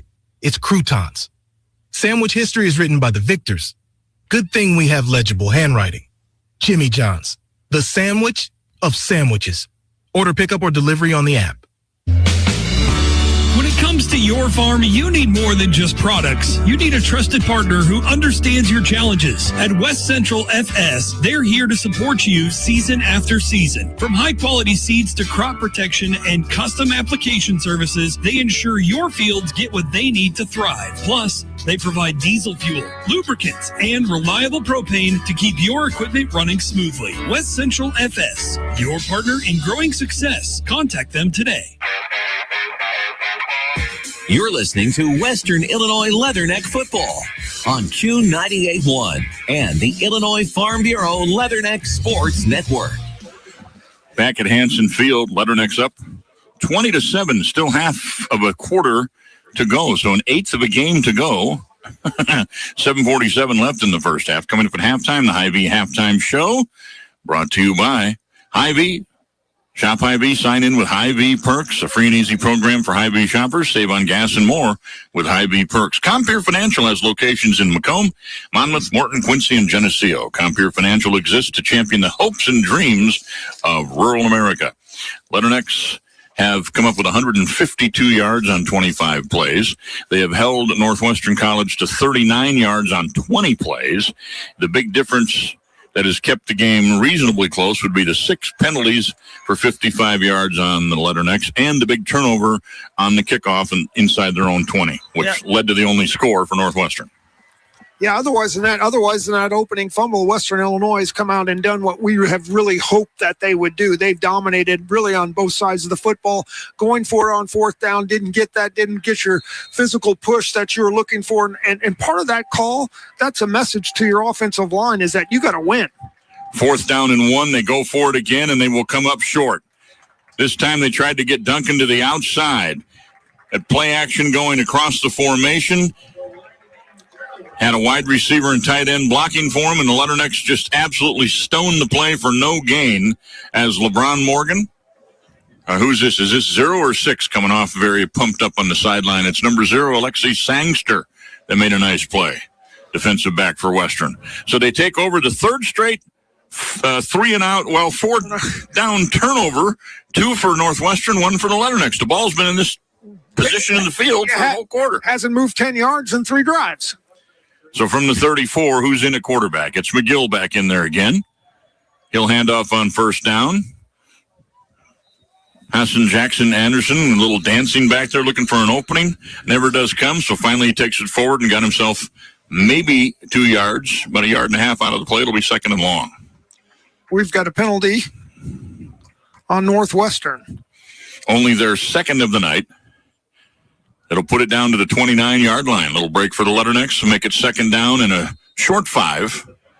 They've got to get to about the 24.5 for first down. 2 wide receivers. 1 wide receiver comes out to the right, 1 to the left, and both tight ends are back in there now. And in motion to empty the backfield goes Jackson Anderson, which McGill takes the ball straight up the middle, picks up a couple yards before he is shoved backwards, leading the charge for Northwestern. Kyler Fritz, that second-team All-American last year in NAIA, coming up from his strong safety spot to hold the Leatherneck quarterback to a 2-yard gain at second down and 3 from about the 28-yard line. Yeah, Western Illinois just goes to an empty backfield in terms of that, just run the straight quarterback draw and didn't get really a good push out of the offensive line on that play. We'll call it the 27 is where they put it down, but still about 3 yards to go. They got to get inside the 25 to move the sticks. 2 downs to do it. Handoff coming to the outside. Jackson Anderson actually stopped. I thought he had room to go to the outside. He stopped and cut it back. Give him credit for trying the north-south run, but he might have been able to beat that guy around the edge. Yeah, he didn't get the block he wanted. If he just gets the seal block, I couldn't see the number. I think it was the tight end out on that side, just missed, kind of air-mailed the block. And if he just gets that block, he scores. That allowed the defender to defend within to maintain leverage, which he cut it back inside, almost got the first down, though. As it is, he gets a 2-yard gain, and as Doc said, almost a first down, right at the 25, with a couple of feet to go to move the chains here with 5:56 to go in the half. McGill, quick out pattern, catch made, tackle avoided, inside the 20, down the sideline. Good move by the wide receiver, Jacob Konya. Kanye, that was all Kanye, because, again, a bubble screen missed block by the other wide receiver, can't see the number down there, and makes a man miss and picks up the first down. Otherwise, it's a loss of 5. What a great move by Kanye to break free and pick up the first down. At the 20-yard line, Leonard-X, 5:30 to play. Clock runs here in the first half. Western on top, 20-7.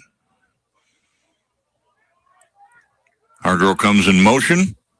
Goes back the other way. Checked out. It was on Hargrove. Leaping over a defender is Jackson Anderson, but he's wrapped up by the second man, a short gain of about 2 yards. The tackle made on the play was a good one by defensive end Brody Van Regenmorter.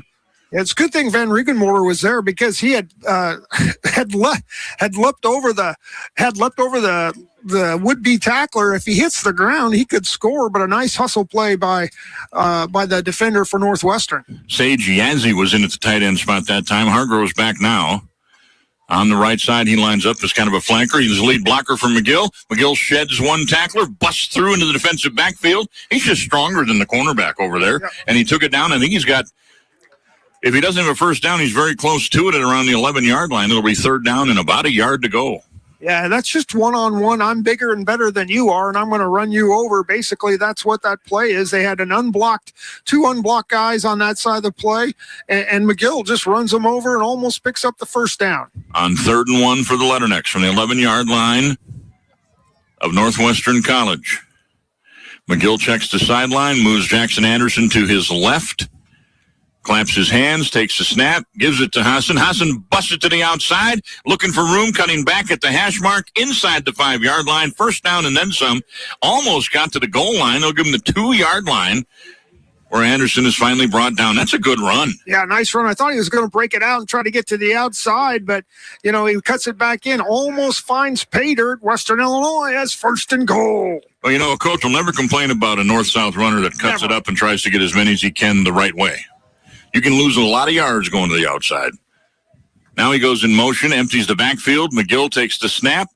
Good job defensively by Northwestern College. The Red Raiders keep him out of the end zone. They've done a nice job here in the second quarter trying to feel their way around, and they're making some good defensive calls. Yeah, nice job on that time. So Western Illinois kind of runs a quarterback draw to the left side of the line, and he just goes with it. McGill tries to cut it back off the end to the right side. Northwestern stays home, makes the tackle. It'll be 2nd and goal. McGill leading attempt and yardage man on the ground, 8 for 50 at this point. Jackson Anderson has 6 for 30. Knight 3 for 26. Robinson 5 for 25. Quick out. Hargrove makes the catch, turns, and he's in the end zone for a Leatherneck touchdown. McGill stood up and fired it immediately to Hargrove. Yeah, that's a great job, because they've sent a man in motion, fake the jet sweep. So Northwestern commits, and then Hargrove just runs a nice little flat route into the end zone, walks through the kitchen door, opens the refrigerator, pops himself a cold one. Western Illinois scores. They made Northwestern College made the Letternecks work for it that time. 9 plays, 34 yards. 34 yards in 9 plays. But finally, the big tight end Hargrove gets in on a 2-yard touchdown pass from McGill. That's your Remax Rich Winston scoring drive recap. As the extra point is good for Ronan Culkin. 27-7, 2:59 to go in the first half. The Letternecks with a 20-point Illinois Farm Bureau advantage as we get set for the next kickoff. Doc, pretty impressive second quarter for Western. Yeah, Western Illinois kind of got smashed in the face on the opening drive and started a little sluggish, but after they've got the fumble for a touchdown, Western Illinois has really turned it on both sides of the football. And despite the one blown coverage, the defense has been strong. They've held Northwestern College to 20 yards in the 20 plays since that touchdown. But that first touchdown really shows you how important special teams are, because when you give the other team the ball at the 19-yard line, you're asking your defense to do a lot. Yeah, and I think one of the big things you look at it in terms on defense, Northwestern is 0 for 4 on 3rd down, 0 for 2 on 4th down. So Western Illinois has done a really nice job in terms of that. That's a lot of Domino's pizza stops. That is a lot of Domino's pizza Make stops. sure you order your Domino's New York-style pizza through the app. It'll be there before the next touchdown. Yeah, this has been a really kind of a slow game considering we've only had 3 punts. 2:59 to go. The kickoff into the end zone and deep by Koken. It clears the end zone, and it'll be again a touchback and a ball at the 25-yard line to start the next drive for Northwestern College. They have not had a first down here in the second quarter. They are still negative in rush yards. Their passing game has basically been reshaped to be nothing but short, quick outs because the pressure, mainly from the linebackers coming through on blitzes, has been intense. And when you go to that 3-4 and you're always sending somebody, you're still rushing 4 all the time, the defense never knows who's coming. Well, Northwestern's only run 21 plays for 39 yards. Western Illinois, 33 plays for 181 yards, 1.86 yards per play for Northwestern. Almost 5.5 for Western Illinois. And Western would have more yards, but they've had a short field a couple of times. Yep. Here is Duncan, and the whistle blows and a flag flies, and the head linesman comes in and says, we've got procedure against the offense, I do believe.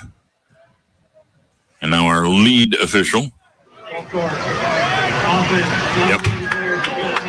5 yards against Northwestern will put them back at the 20, 1st and 15. And if you're down by 3 scores, 27-7, and if you need a break, that's not the way you want to start your drive. No, you want to make Western Illinois use the entire length of the field. Like you were talking about, BJ, they made them go 9 plays just to go 34 yards for a touchdown. You want Western Illinois to do that for 80 yards, and this is not where you want to start.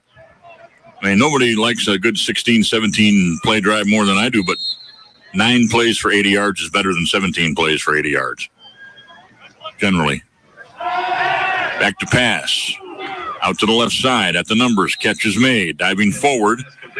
Getting those 5 yards back and then maybe a couple more is number 15.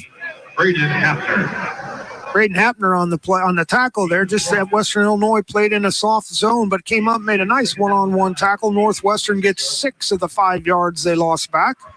So it'll be 2nd down and 9, and I'm still looking through the roster. That might have been 13. Was it 13 or 15 made that catch? I thought it was 15. Here is a pass out to the right side. Catch is made. Receiver turns it back inside, picks up the first down. That is number 5 on the catch. Carson Ness, good for the first down. Outside the 35-yard line to the 37, and no huddle now for Northwestern College. They have 2 timeouts remaining. Letternecks have all 3 of theirs. 2:08 to go in the half. Quick pass out, and boom, a big hit delivered by the Letternecks as leaping in the air to make the catch was Caleb Moore, and he no more than caught it, and Sage Jazzy said, no, you're going down. Actually, it wasn't Sage. That was number 18 defensive side. That's Christian Garrett. Yeah, Christian Garrett read it really quick, really well, did a nice job of breaking on the football while the ball was in the air and just absolutely leveled him.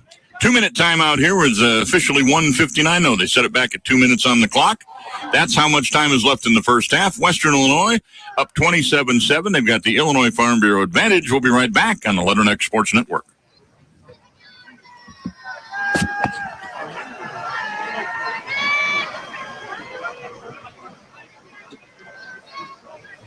Prairieland FS is a full-service agricultural supplier dedicated to providing high-quality products and services for the purpose of improving customer profitability. We're known for our customer service in and out of the fields. We are neighbors serving neighbors for over 100 years and promise to provide complete seed and application service to all our customers. Our trained energy specialists, along with our crop specialists, can help you take your business to the next level. Prairieland FS, your leading supplier of choice. When it comes to your health care, time matters. McDonough District Hospital Convenience Clinic in Macomb offers treatment for minor injury or illness for walk-in patients 18 months and older inside Health Services Building 2 at 515 East Grant Street, 7 days a week. For more information, visit mdh.org. Blue Cross Blue Shield and most insurance plans are accepted. McDonough District Hospital, your community healthcare partner, growing our legacy one patient at a time.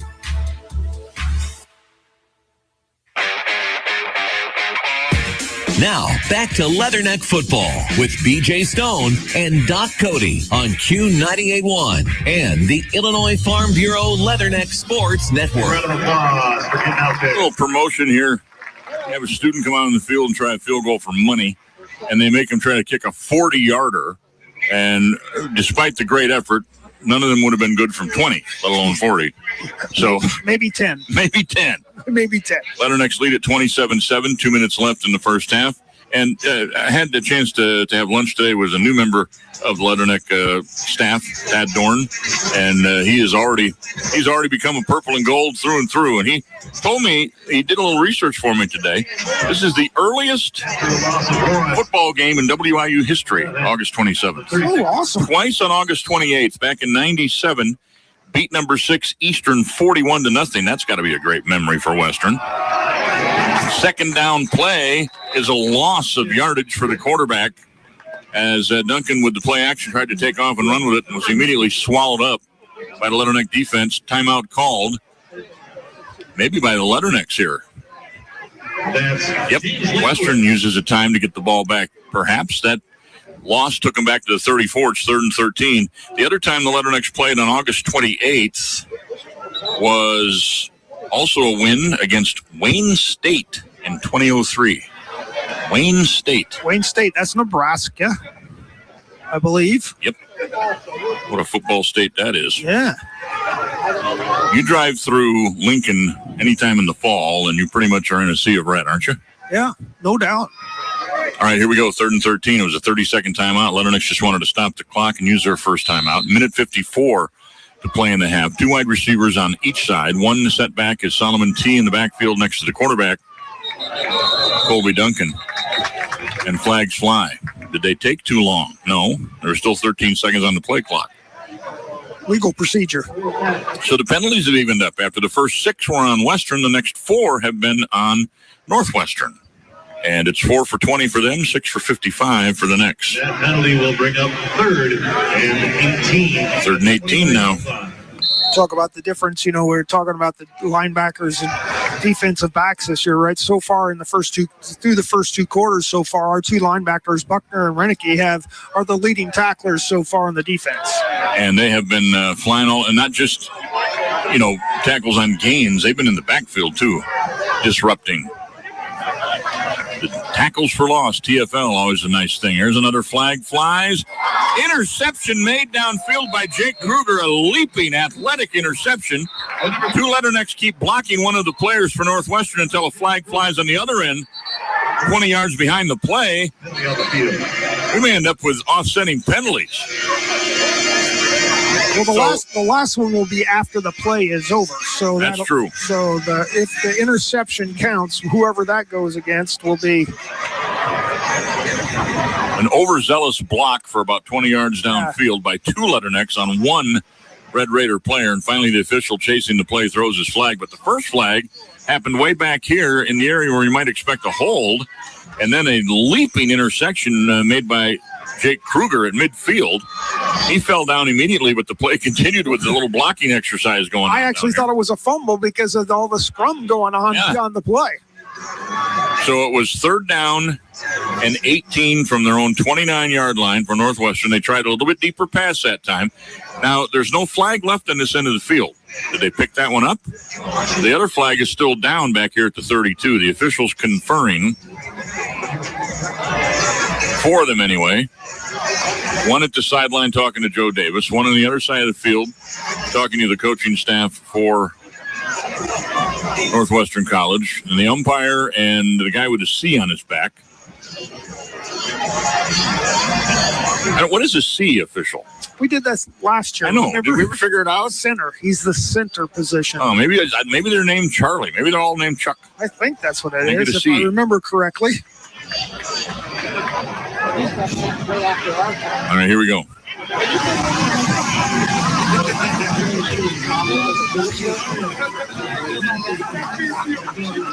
Unsportsmanlike called only against Northwestern. Then they call another unsportsmanlike on Northwestern and an unsportsmanlike on Western for what happened after the play. So what's going to be the result? First down, Western Illinois. So Kruger's interception counts. It stands. And then there was offsetting penalties, dead ball after the play, so the ball will stay at the 50-yard line. Leathernecks had a chance to score again before halftime. They declined the penalty that occurred early in the play, and then when the 3 guys got mixed up in the other end of the field, They were offsetting. Yeah, so back to your question about the C, it does stand for center. It's the center judge. Center judge. I was correct. My old man syndrome didn't kick in. So that was very good on your part. The center judge. Center judge. Chuck, I'm just going to call him Charlie. You got your referee, and there's a bunch of letters of the alphabet now on the backs of the referee. Yeah, they keep changing them every year.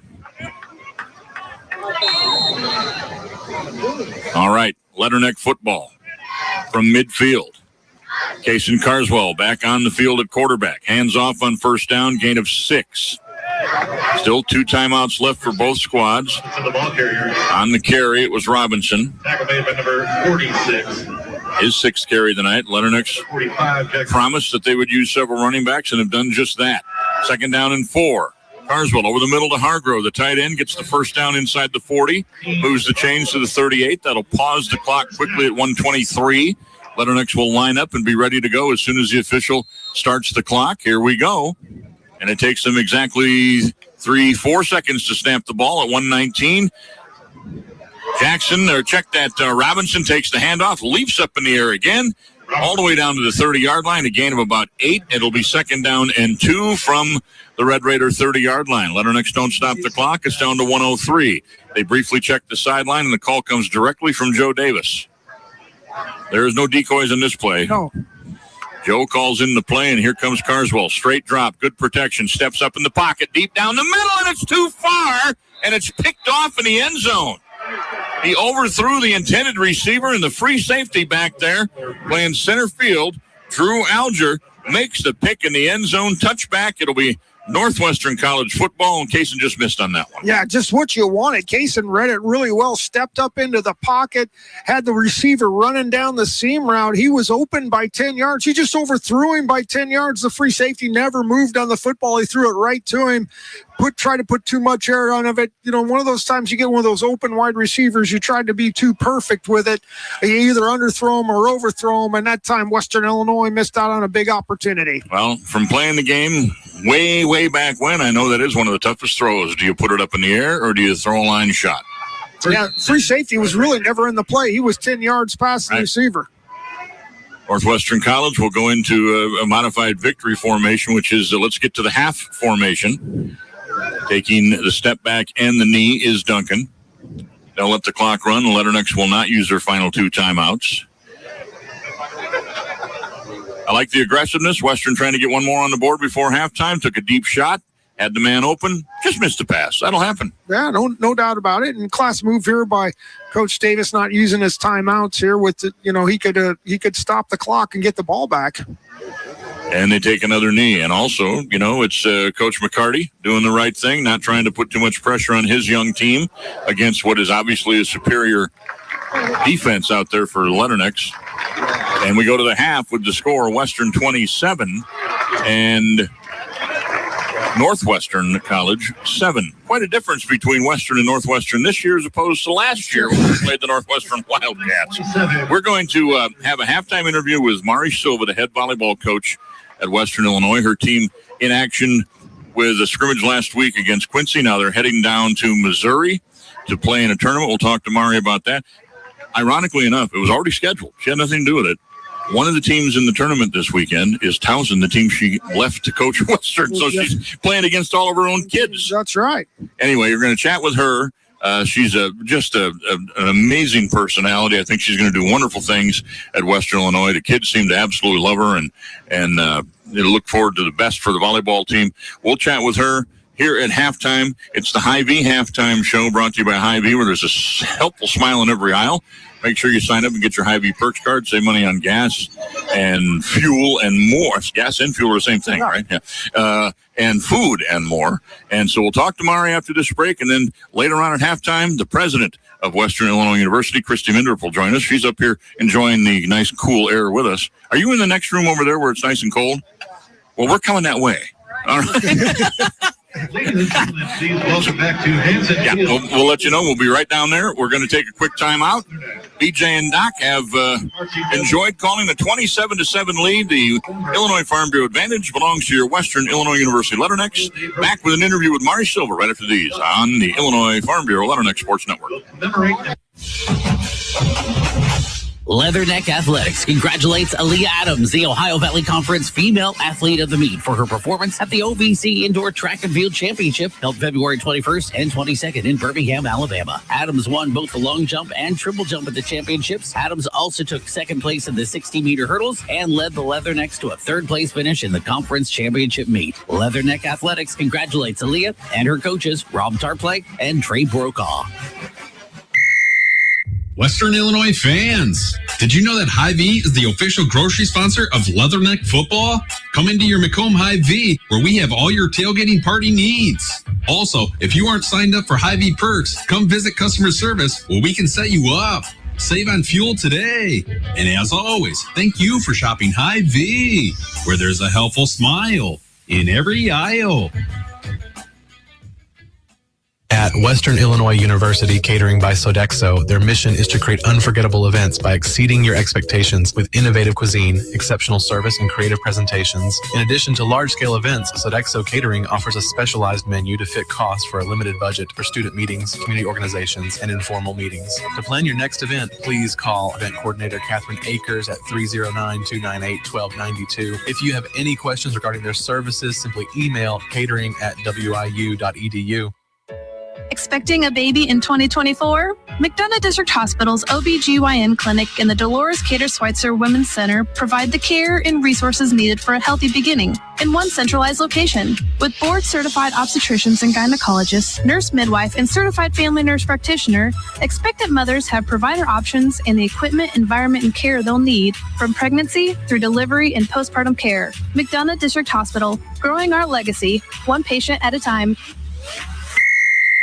Western Illinois fans, did you know that Hy-Vee is the official grocery sponsor of Leatherneck football?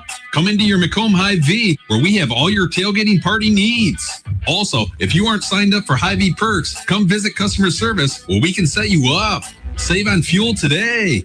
And as always, thank you for shopping Hy-Vee, where there's a helpful smile in every aisle.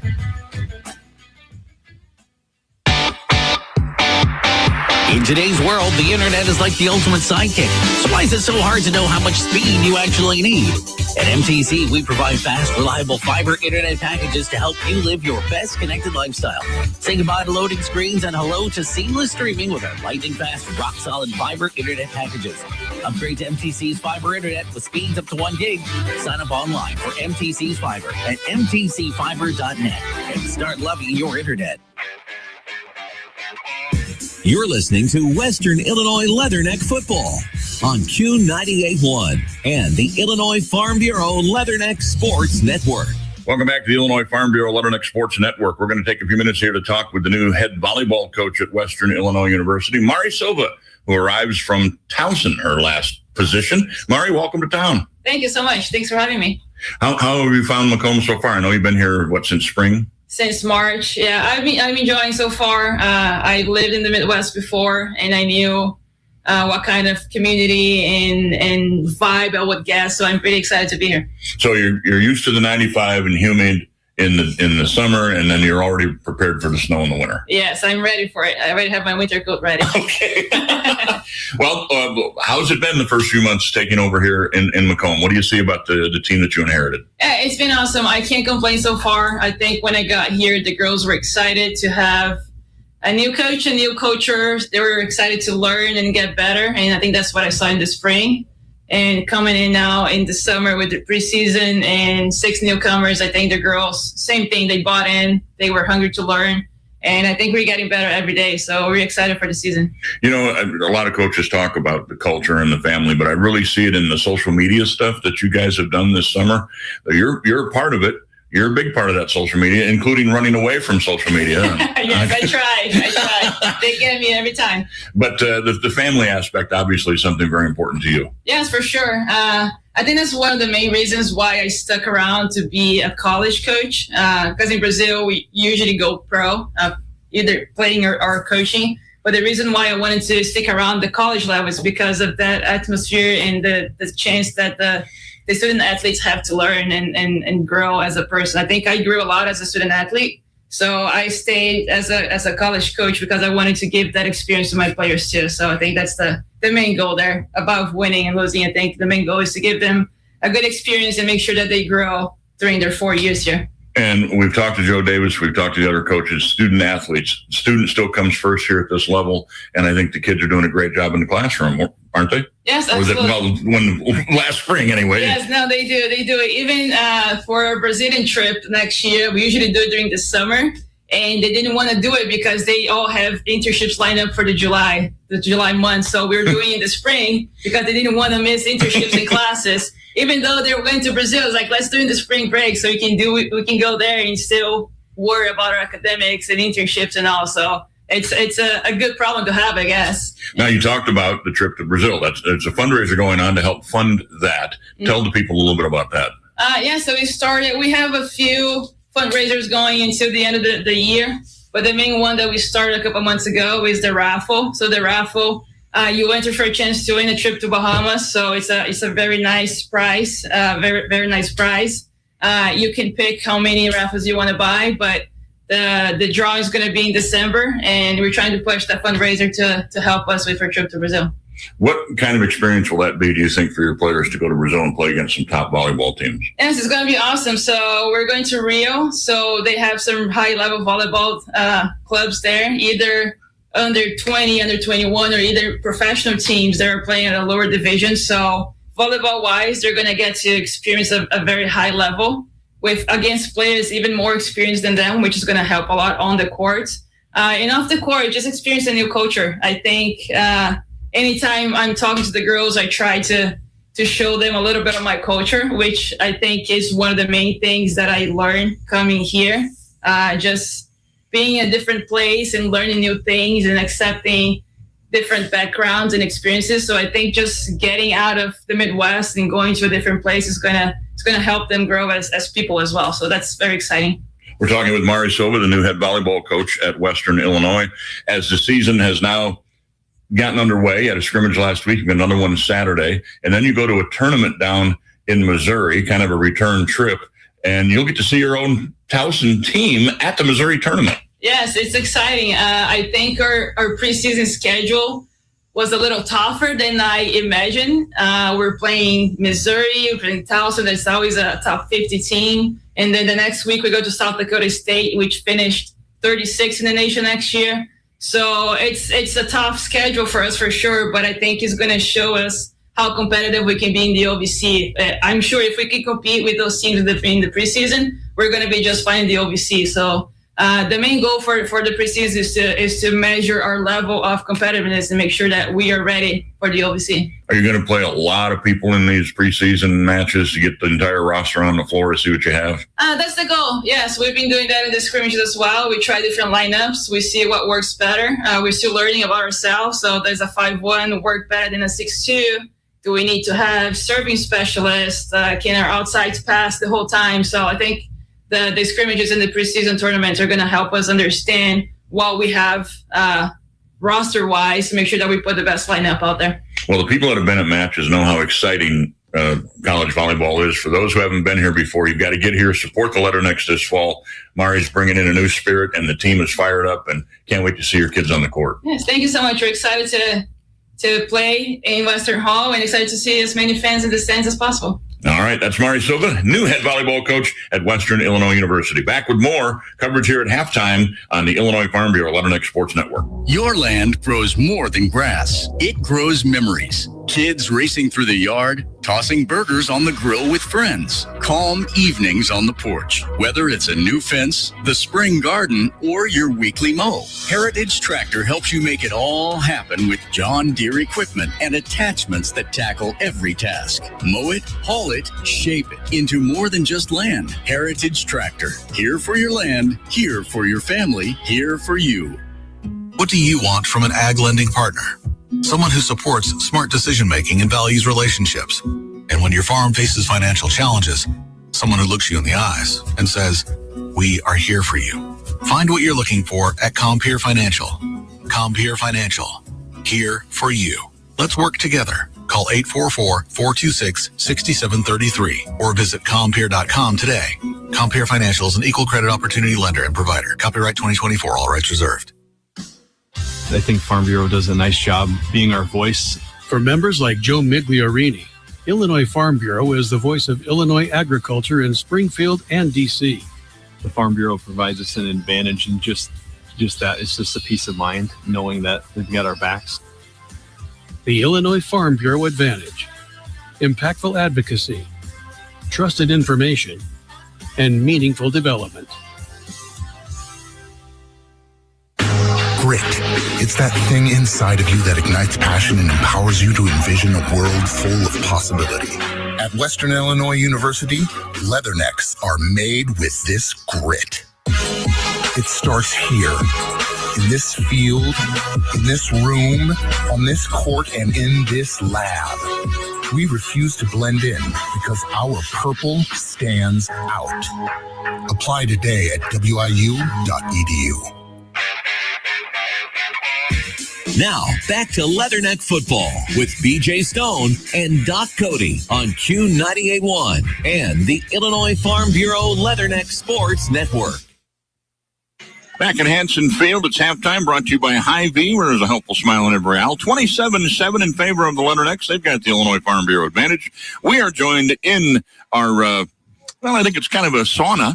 Our sauna of a booth by Christy Mindrup, the president of Western Illinois University. And Christy, we haven't talked since basketball this spring, but congratulations on a very busy summer for you. And thank you. And now the interim thing is off, right? So, been off for a while now. So we're here to stay for a while. So good. Yeah. Well, now your scissor hand might be getting tired. You had a ribbon cutting here yesterday in the new field. We did. Surface at Western Illinois at Hanson Field. And now you've got another one coming up in September. We do. At the new Goldfarb Center. Tell us about that. Yeah, there's so much great happening. That field looks fantastic, doesn't it? Oh, it's great. Yeah. So I called it the watermelon field. Yes, I love a watermelon. The multicolored green is really sharp, and of course the purple and gold definitely stands out. But yeah, Goldfarb. We're looking forward to the Goldfarb Performing Arts Center coming online. It's already online for classes. I was up there the other day. Students were just singing with joy up there. So excited about being in the space. So it's been great to see the building get warmed up that way. Classrooms, performance spaces for our students, and then of course the ribbon cutting coming up September 15th. We're looking forward to that, bringing the community together to celebrate what's been years in the making. And then performances shortly after that. On the 16th, Chicken Wire Empire will be there, kind of a bluegrass type band. And then the following Sunday, we'll have Gravity, which is a sort of a Wicked themed music event. And so some really talented performers coming here to Macomb to give us some great entertainment. So this center is not only for the students to learn their acting chops or whatever the case may be in their performances, but you can use it to bring in outside performances and all kinds of different talents to the town. All of the above. It's for our students and their performances, their practices, whether they're in theater, whether they are a musician, all of that. But yeah, it's going to be a really great regional attraction, a magnet for Macomb that will bring in people who, are whether they're located here or they're used to taking road trips to places like Iowa City or Peoria, Springfield, Quad Cities. This is now going to be a space for the performing arts. And so music, concerts, performances, the Goldfarb, the Great Hall Theater in the Goldfarb is hundreds of seats in there, and then we also have the Billy Clow Theater, which Black Box Theater, which is named after our late dean Billy Clow. So that's a tribute to him, both in name and also the activity that happens in that Black Box Theater. It's a really unique place where you have a lot of flexible performances, not locked down by a stage, so it can be very interactive and exciting. Well, and the photos I've seen, the short video clips I've seen, everything inside looks just beautiful, first class, done so well. Yeah, state of the art, pristine, really interesting popping colors in there, orange, green, and of course purple. That's right. Well, I started doing the games with Doc. This is our fifth season working together, and we talked about this place 5 years ago. Right. As it was in the development stages, and then the ground broke, and then here we are. We're finally getting ready to open it. That's right. That's right. And Western lore will tell you that some folks have been talking about it for over 30 years. So. Doc's one raising his hand. I'm one of those. Yeah, that's a couple right. groundbreakings and a couple renderings of it, but it's really nice to have it come to fruition. I mean, you take a look at that, and sometimes there's negativity coming around, but all you have to do is drive by that, especially at night when you see the dance studio right there overlooking the road and everything. It's just a beautiful facility, and it's really nice to get closure on that. It is, and to see the students in there, and to know that we can use that as a space for recruitment of students. Yeah. Oh yeah. For students to see a brand new space like that on campus is a draw, both for the space itself and also for the message that WIU, we're here to stay and we're here to do things in an excellent way. That's a beautiful thing. And then, congratulations to the staff that worked on it for years, and congratulations to the staff that's here to open it and get it going. That's right. There's also another exciting development at the university is the EOC. Is that what you call it? That's right. The Emergency Operations Center. We're very excited to do a ribbon cutting for that. I think also in September. Not sure the exact date. But like you said, we're sharpening our scissors. But that's going to be a great space. It's an emergency operations center that's one of just 3 in the state, and it's a space where there's emergency things happening that are connected to law enforcement, and so there's cyber technology in there, surveillance technology, various things that help law enforcement do their job and monitor things. Things that our director Jamie Johnson would be able to better explain than I can. But what I do know is that it will also create experiential learning opportunities for WIU students in law enforcement and some of the other public safety focused programs. And the law enforcement program is already one of the tops in the country. That's right. Number 5 in the whole country. When you think about the hundreds of universities that are across the country, and then the number that have criminal justice type and public safety type programs, to be number 5 is really a feather in our cap. That's awesome. And that center, again, ribbon cutting this month. That's right. Or September, next month. Right. You are going to be one busy president. We are. We're very excited. We also have a brand new Student Success Center in the Union, Student Engagement Center, renovated space on the lowest level of the Union. So really great to see students in there, new furniture, technology, a Zoom room, a podcast room, and also some game spaces and meeting spaces. It's really interactive space that students will certainly enjoy. And another one of those spaces that through just a little renovation, improving both the aesthetic and creating some new functionality in our spaces. And folks, as you're listening tonight, we know we've got a lot of people that listen when they're on their tractor doing work. And, all right. And a lot of people in the area. Tell your high school students about this. Tell your high school teachers that you know about this, and help get some kids coming back to Western Illinois or staying close to home, as the case may be, depending on where you're listening from. And you've got some great new opportunities for students. That's right. And we are embracing the fact that we are a smaller university, and we provide that experiential learning for students, hands-on mentoring.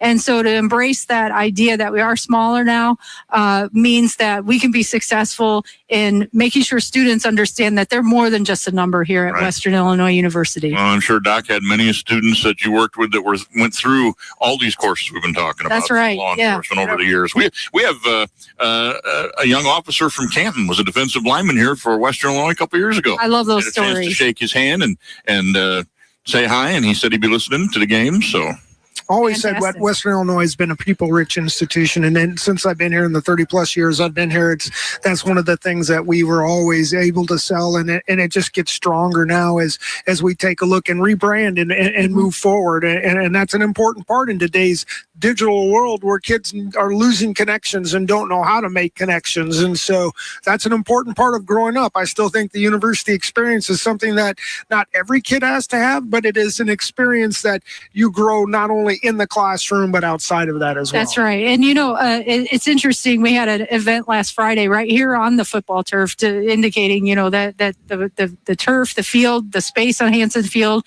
is for everyone. We had Rocky After Dark and record attendance at that event. That's great. Like I said, we are a different size and shape university now, but the students are turning out and they're really more engaged than ever, and especially since COVID, just the last couple of years, we see students that want to get involved, want to show up to the game, and really showing out and getting involved on campus. Well, and it's great to see as I watched classes start this week and to see all the pictures online. Great to see the president out there shaking hands with everybody, too. You were having fun, weren't you? Yeah, for sure. That's, interacting with students. We're student-centered here, and I'm just here to, ride that momentum and be part of that. So it's really one of the best parts of the job. Well, thanks for visiting with us again. Always a pleasure to talk to you, Christy, and good luck with everything that's going on, and keep the scissor hands. You bet. We'll keep it. Yeah, that's right. Christy Scissorhands is here. So, Doc, BJ, it's great talking with you. You too. Thanks for having me. President Christy Mindrup, Western Illinois University, thanks for the time. You can now leave the sauna and go back to your air-conditioned president's room.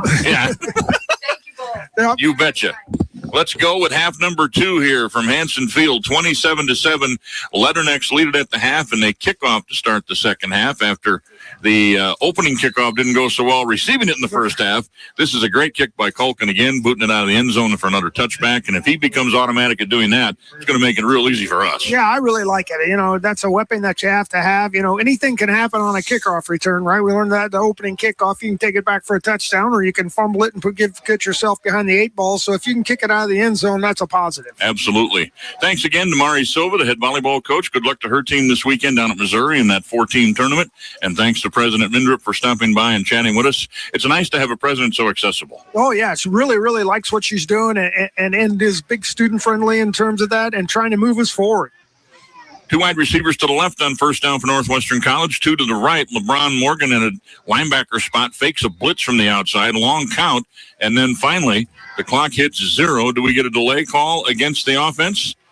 Not the way you want to start the second half if you're Northwestern College, as the quarterback right there, Duncan, saw that blitz coming and tried to change the play, but was running out of time. Right. They did a really nice job of diagnosing. Actually, they looked like we're going to come out in a double-A blitz, blocked out, and then the outside linebacker walked up, and they changed the play 3 times, and it cost them 5 yards. Big interception at the end of the first half for Jake Kruger, getting his first pick of the year. Here's a throw on first down, complete. Does not pick up the entire 15 yards needed, but a good gain nonetheless of 14 yards, maybe 13 yards. They mark him down at the 33. Catch made by Caleb Moore, who has been their leading receiver. That's his 5th catch of the game, as Duncan is now 10 for 16. Has kind of settled down a little bit as the second quarter went on. Yeah, he's getting a lot of pressure, had a lot of happy feet, got hit a couple times really, really hard. And at that time he sat in the pocket, delivered a nice strike. Western stayed in a soft zone, found the open area, and may be able to make the completion. 2nd and 2, press coverage. Blitz comes from the safety position. He's about half a step late. Pass to the outside is complete for a first down. Good tackle made on the far sideline and a short gain, but enough for the first down at the 39-yard line. But, oh, my, coming on the fly was Christian Garrett. He had a clean shot at the quarterback coming from safety. Yeah, and Conrad never saw him cut him. He kind of didn't time it up quite right, but he had a full head of steam and almost got home. Big, tall kid, too, Garrett is. Playing defensive back at 6'3" and 205. He stays into the safety spot. Leathernecks looking for some pressure up the middle. First down. Here comes that pressure.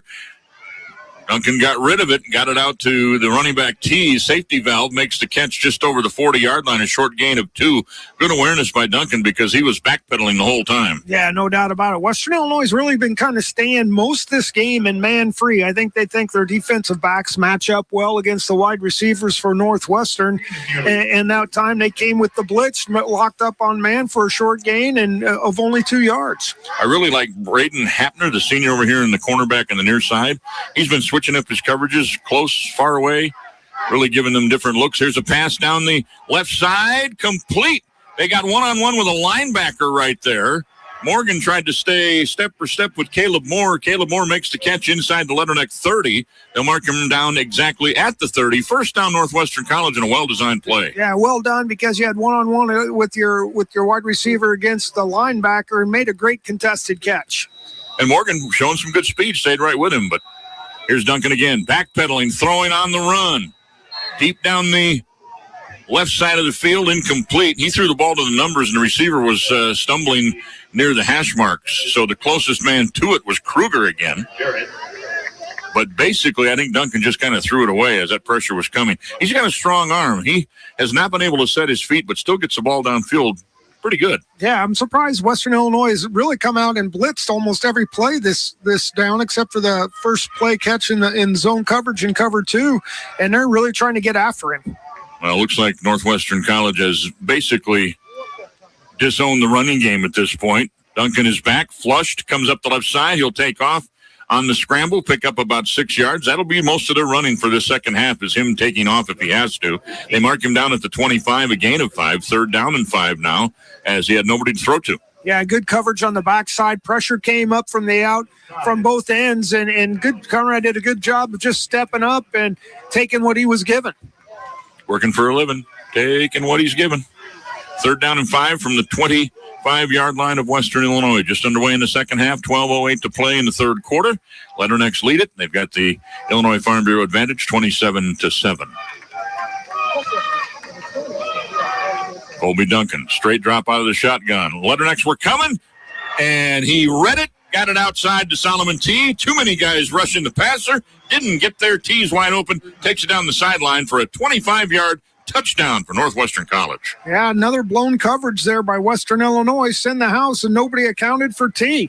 Somebody's got to account for him. He just drifts out to the outside. Western came with a double A-gap blitz, and nobody accounted for T dripping off the outside. Easy throw and catch. Western doesn't give home, and on the opening drive of the first half and in the opening drive of the second half, Western Illinois gives up a touchdown. On for the extra point.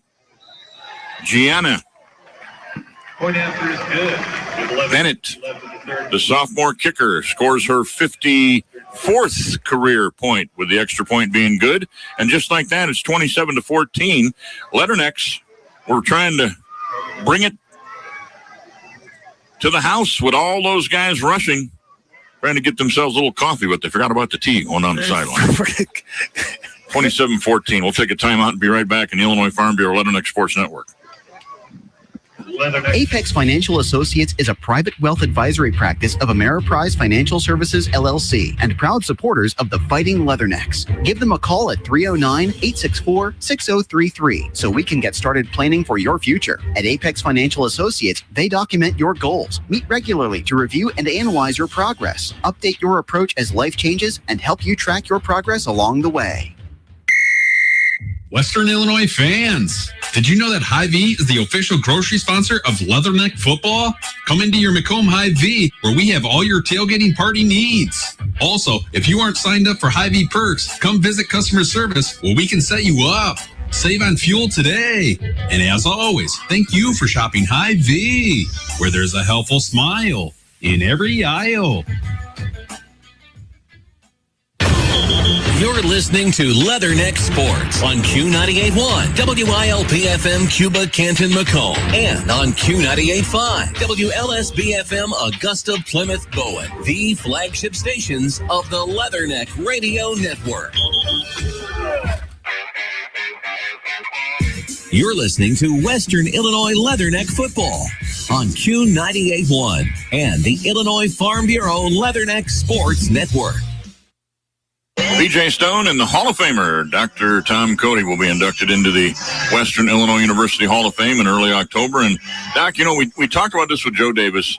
The game of football has favored the offense so much over the last generation that it's very, very difficult for any defense to throw a shutout at any given time. And after the first series, the Leathernecks did get a good full half of scoreless football.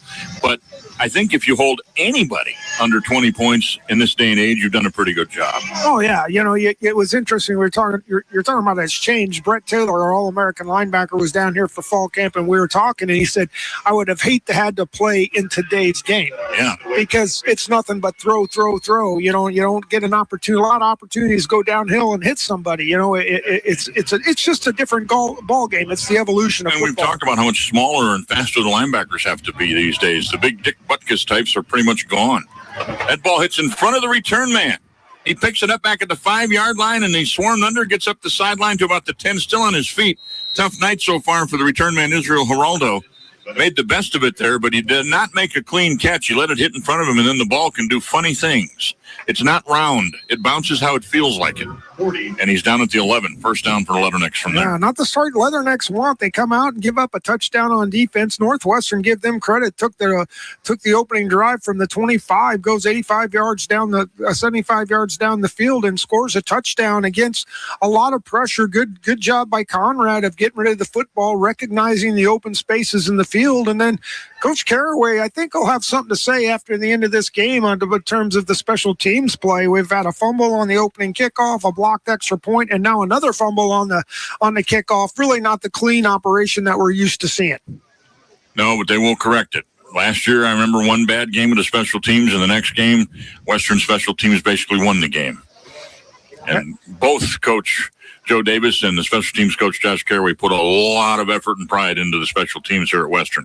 There was a man down at the end of the play for Northwestern College. He's up on his feet and walking off under his own power.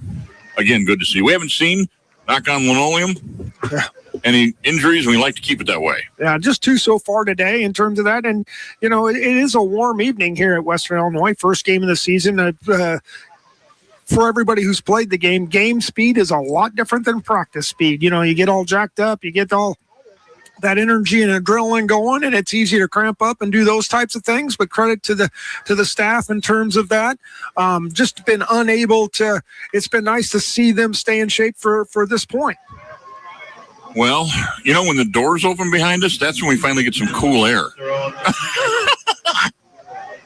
I can't wait I borrowed my son's Kia tonight. Oh, did you? Because my beater with a heater is not able to get over here. Yep. And his air conditioner blows extremely cold, so I'm going to be fine on the way home. I'm just not good now.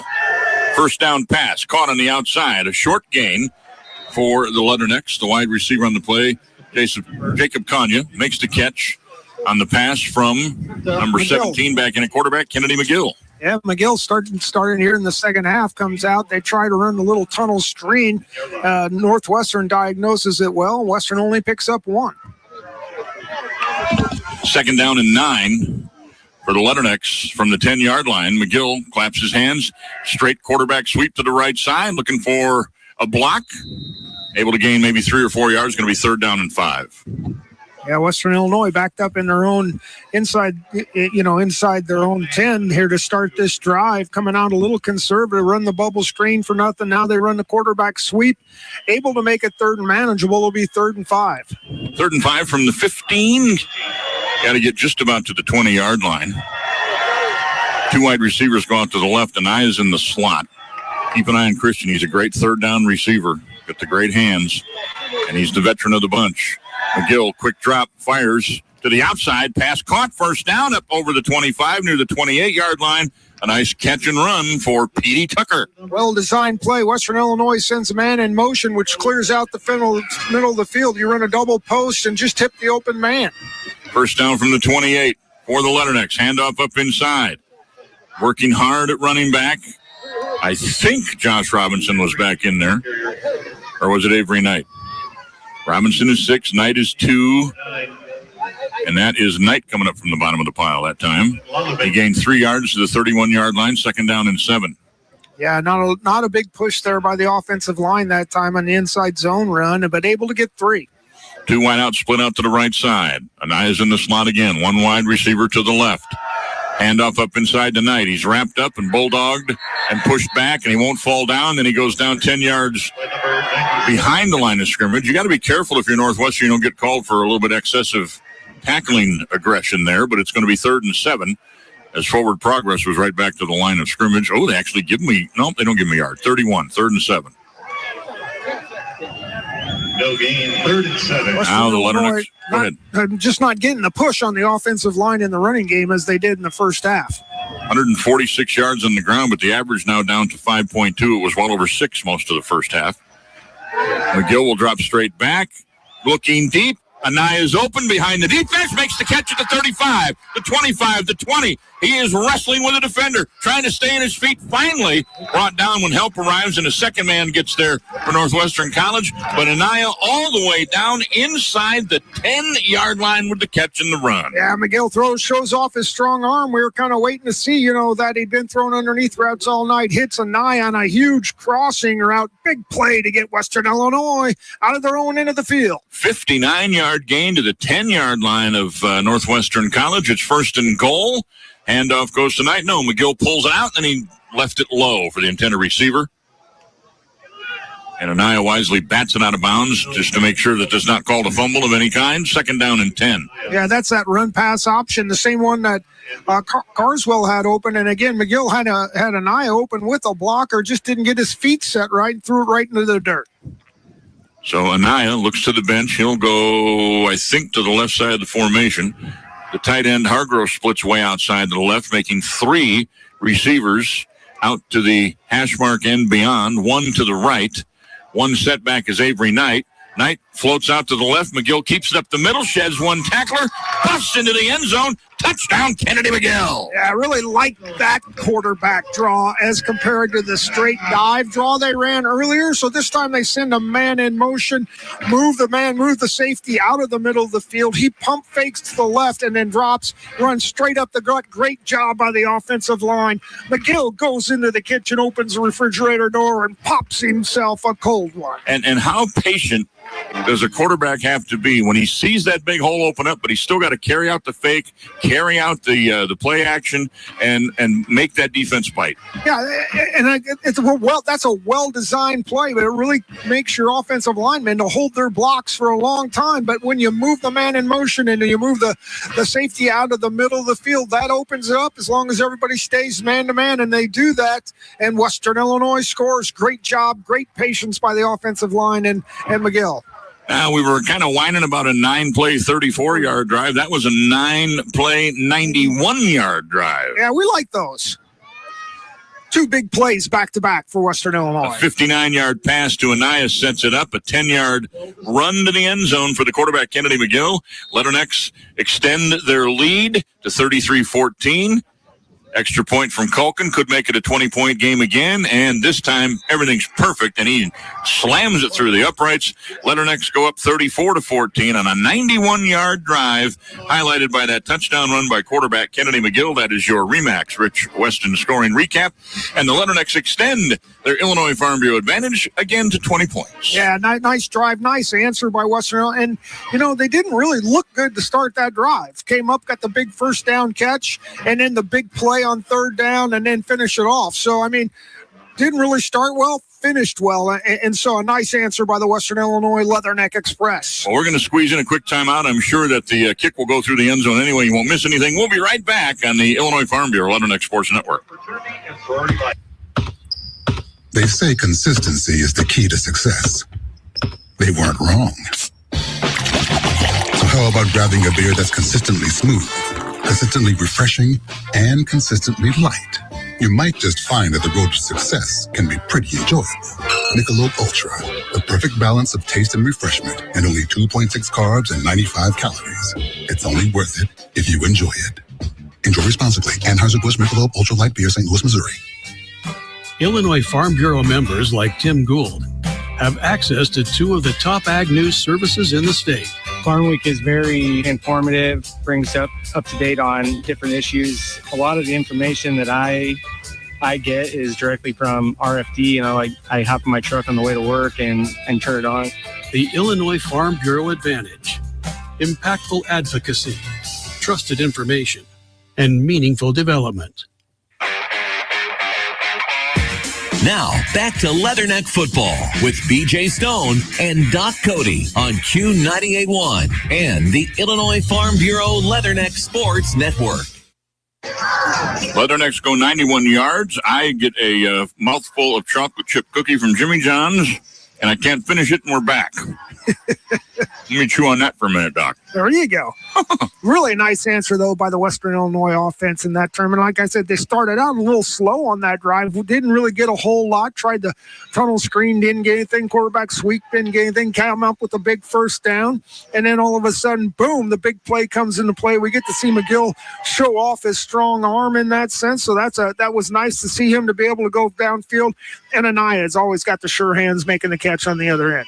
Christian Anaya picking right up where he left off last year. Other games involving OVC teams, Eastern Illinois on the road at Murray State, leading the Racers 21-14 in the third quarter.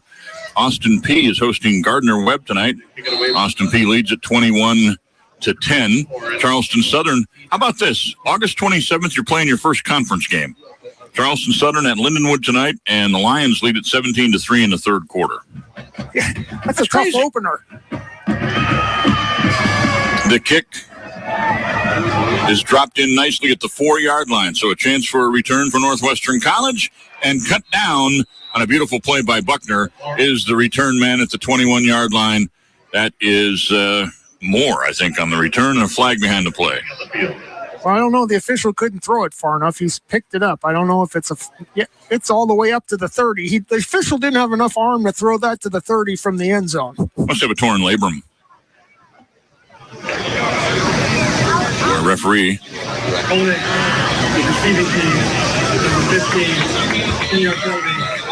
Signifies holding on the receiving team. So that'll set the Red Raiders back inside their own 20 to the 11-yard line to start this drive. Not the position that they were looking for on the field to get started. Well, let's see what Coach Fox dials up here on defense. Predominantly sent the blitz last series and ended up getting burned on that one. Let's see if he plays a little more base on this time, see if the defensive line can hold their own. We also saw a safety blitz that almost got there. Yep. And they were close. They just didn't get home in time. So one wide receiver goes wide to the right now, joined out there as a man goes in motion across the formation. Out of the shotgun, Duncan running out of time, has to take off and scramble, and he's brought down. Keyshawn Harrington McKinney. Keyshawn going to be slow to get up. LeBron Morgan made the first hit. Keyshawn dove over the top of the pile, and I think he might have got helmet on knee, which just feels awful, but usually you're able to get up eventually and walk off. But Keyshawn trying to sit up. What a great kid. Elected as one of the captains this year. He's been active. All those plane trips we took last year, he kept everybody entertained. And they told him to lay back down and take a look at things here. Maybe just got the wind knocked out of him, too, just the way he's writhing around. Sometimes you're just trying to breathe. Yeah, you never know. He was the one who came on top of the pile. So Yep. Good play by Morgan. LeBron Morgan has had a big game. Touchdown on a fumble recovery. Yep. On a sack by Reineke, who's been outstanding in his debut in the purple and gold, and actually all white tonight. Keyshawn's up. Little ginger on the one side. We'll see if he's all right. They bring him over to the sideline. It'll be second down and 9 for Northwestern College from about their own 12-yard line. Stephen Oberst will come back in at the nose tackle spot with Dunston flanking him on the right side. And another good game being had. C.J. Johnson has been impressive on the left defensive end. The band has, hey, when did they get all those flashlights? Hey, there we go. Phone night. Flashing the phones. Everybody's waving their phones in here. Even some of the Northwestern College fans get into it. And we should mention Northwestern College traveled very well. Yes, we welcome all the folks from Orange City and surrounding area coming over to see their team play on this beautiful new turf at Hanson Field. A night game. They made the trip over, and they've had a nice crowd over there. Yeah, they were out in the tailgate parking lot. A couple of them had their RVs out there. It's probably 7.5 hour drive, I think, from... That's what Coach said. One of the coaches upstairs. He said they tried to split it up, have some lunch halfway, which you'd expect on a 7-hour drive. We do the same when the Letternecks are on the road.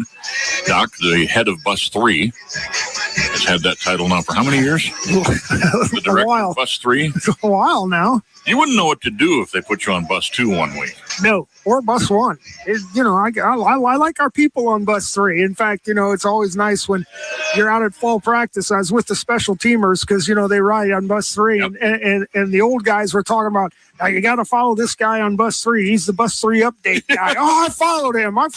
So we've got a good crew that rides bus 3, and it's a testament to being a part of a team. Those are the guys who don't always get in, but they're there and they know their role and they do a great job of it. And they always make trips most enjoyable. We've moved around a little bit over the years together. Sometimes we're in rows 3 and we always get a row to ourselves, but we're usually next to each other. And last year, Sophie put us in row 1 and 2 on the driver's side of the bus, and we had a lot of fun over there, talking with the drivers and having fun with them. Had to give them directions. Well, yeah, all the time. 2nd and 9, low snap, handled nicely by Morgan. Has to get rid of it quickly. Gets it outside to the left. It's complete. Baker makes, or Moore, I should say, makes one man miss. No, it wasn't Moore on the catch. It was 21 this time. That's Gardner Casey who made the catch. Avoided one tackle. Still brought down shy of the first down at the 16-yard line, let's call it. 3rd down and 5. And if I'm correct, I think we've gone into the 3rd quarter, and that's our first missed tackle of the evening right there. Yeah, the team has been tackling very well. Tackling very well. That's been one of the surprises. I had my notes to talk about halftime if we got to it, but they've tackled well this game. 3rd down and 5. Looking for a big stop. Letternecks trying to get pressure on the quarterback. Colby Duncan, his throw, overthrew it, and it'll be 4th down and 5. Another stop at Domino's Pizza. 3rd down stop brought to you by Domino's with the New York style pizza. Order one right now in the app and it'll be there before the next touchdown, and you can enjoy some Domino's while we're enjoying another popping it out of the fridge. Yeah, no doubt about it. Northwestern wasn't subbing, but they're going to have to sub here on 4th and 5 with the ball inside their own 20. And I think Conrad's Duncan's just been pushed enough tonight. That was a little happy foot throw, threw it well over the receiver, and Western Illinois gets the stop. Joel Salian's been a star tonight with a 40-yard punt return, had a 36-yarder called back on penalty. He stands at midfield awaiting the kick. This one's a better punt. It'll push him back to his own 47. He avoids the first man, heads to the left side, and he's just too fast. Look at him go inside the 40, 35, down at the 32-yard line, and Joel Salian's going to be a weapon for the Letternecks this year. Yeah, when that ball was in the air, I was just getting ready to say, I'll bet you no money he's going to fair catch that one. He wanted to go, and he set up and the blocker did a really nice job on that. He saw that he was going to catch it, and he turned his way, and he stepped back so he wouldn't get a block in the back, which allowed Salian to turn the corner and really did a nice job. That was a nice high kick, good hang time, but just he's the fastest guy in the field on that group. They mark him down at the 35-yard line of Northwestern, but again, a short field for the Letternecks. 7:16 to go in the 3rd quarter. Western on top, 34-14 over Northwestern College. And on 1st down, Kennedy McGill gets the call again for this series. Hits Eric Johnson with his first catch out to the right side. Eric fighting with 3 tacklers, never does go down. They finally shove him out of bounds. After a gain of about 6, we've been waiting for Eric to make some catches. He's a big, rangy wide receiver, about 6'3", about 210, and was in the depth chart last year. Didn't get a lot of opportunities, but tonight got the start, and that was a nice catch for him. Yeah, nice catch for him, and that's the 5th different receiver that Western Illinois has gone to this evening. Now Johnson resets on the right side. Handoff, a hole opens up the middle, and off to the races goes the Letternecks running back. Is that Hassan Jackson Anderson to the house? Really nice job by the right side of the offensive line, and McGill read that really well. Again, that was the option play where he could keep it himself, and he wrote it, and a hole opened up and gave it to him, and off to the races. He opens the kitchen door, walks into the kitchen, opens the refrigerator, pops himself a cold one. Western Illinois is on the board again. For Hassan Jackson Robinson, that is his 8th carry. That 29-yard touchdown run gives him unofficially 88 yards, leading rusher on the night. Extra point coming from Culkin is good. And the Letternecks go 35 yards in just 2 plays. The 6-yard completion, the 29-yard run by Jackson Anderson, and the Letternecks improve their Illinois Farm Bureau advantage to 41-14 with 6:36 to play in the 3rd quarter. Doc, that was kind of fun. That was a nice job. It was really a nice setup and great. That's a great example of team football there, where your offensive line did a great job. McGill read it exactly right. Then you got a really nice release from the backside guard who sealed off the middle linebacker, kept him from getting to the play. It was just a well-designed, well-executed touchdown for Western Illinois. So now the kicking team goes straight out onto the field. The return team for Northwestern lines up in the south end. Letternecks in the white uniforms tonight, having a white out at home, white from head to toe, purple numerals trimmed in gold, and they've got two little thin stripes on the shoulders this year on these brand new jerseys. The big bulldog head on the side of the helmet on both sides. For Northwestern, the Red Raiders wear red jerseys. They've got white pants. Kind of look like Wisconsin or Nebraska with the two stripes on the side of the pants. They've got white helmets, and they've got a big deficit to overcome right now. Yeah, Western Illinois kind of got the old throwback NFL uniforms from way back in the day where they had everybody had the stripe on the shoulder pad. Yeah. Kind of like that look. Here's the kick from Culkin. They let him rip one again. It goes deep into the end zone for a touchback. Culkin's kick goes out of the end zone. He's having a good night. Ronan Culkin with a strong leg. There's a man that's been in the weight room all in the offseason because that leg is booming him tonight. Yeah, we talk about, the importance of off-season conditioning, and you don't think a kicker is getting in the weight room, but his leg has gotten stronger from a year ago. So you take a look at that, and that's a testament to him and his workout in the off-season. So Northwestern College will start at their own 25. Colby Duncan still in the game. As expected, puts two wide receivers to the left, has two running backs in the set next to him. They don't stay in the block. Instead, he'll hand it off. Sweep coming left side. They pick up a couple of yards and finally brought down at the 32-yard line is Gardner Casey, and stepping up is Christian Garrett, who has really stepped up tonight. New defensive back for the Letternecks is making some plays. Yeah, all the way from his safety position. Read that well, had good angle on the play, able to come up, make the stop, and good job by Casey there running. He kind of ran through a couple of arm tackles to extend the play for a gain of 8. Transferred in from Delaware State, big guy, 6'3", 205.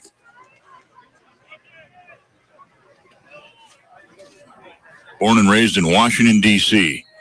Rolling right, Duncan throws it deep out down the sideline to midfield, and that ball sails out of bounds harmlessly. It'll be incomplete, 3rd down and 3. Really nobody there open, so he did the right thing, made sure nobody caught it. Yeah, Western Illinois read that play well, kind of double covered the under route, which is where Duncan wanted to go. And then Garrett was in good coverage and from playing man free on the deep out there and no place to go with the football. So he throws it away. Tyshawn Griffin is the corner on the near side. Chance Harrison getting a crack on the far side of the field, number 16, with Christian Garrett at one safety spot.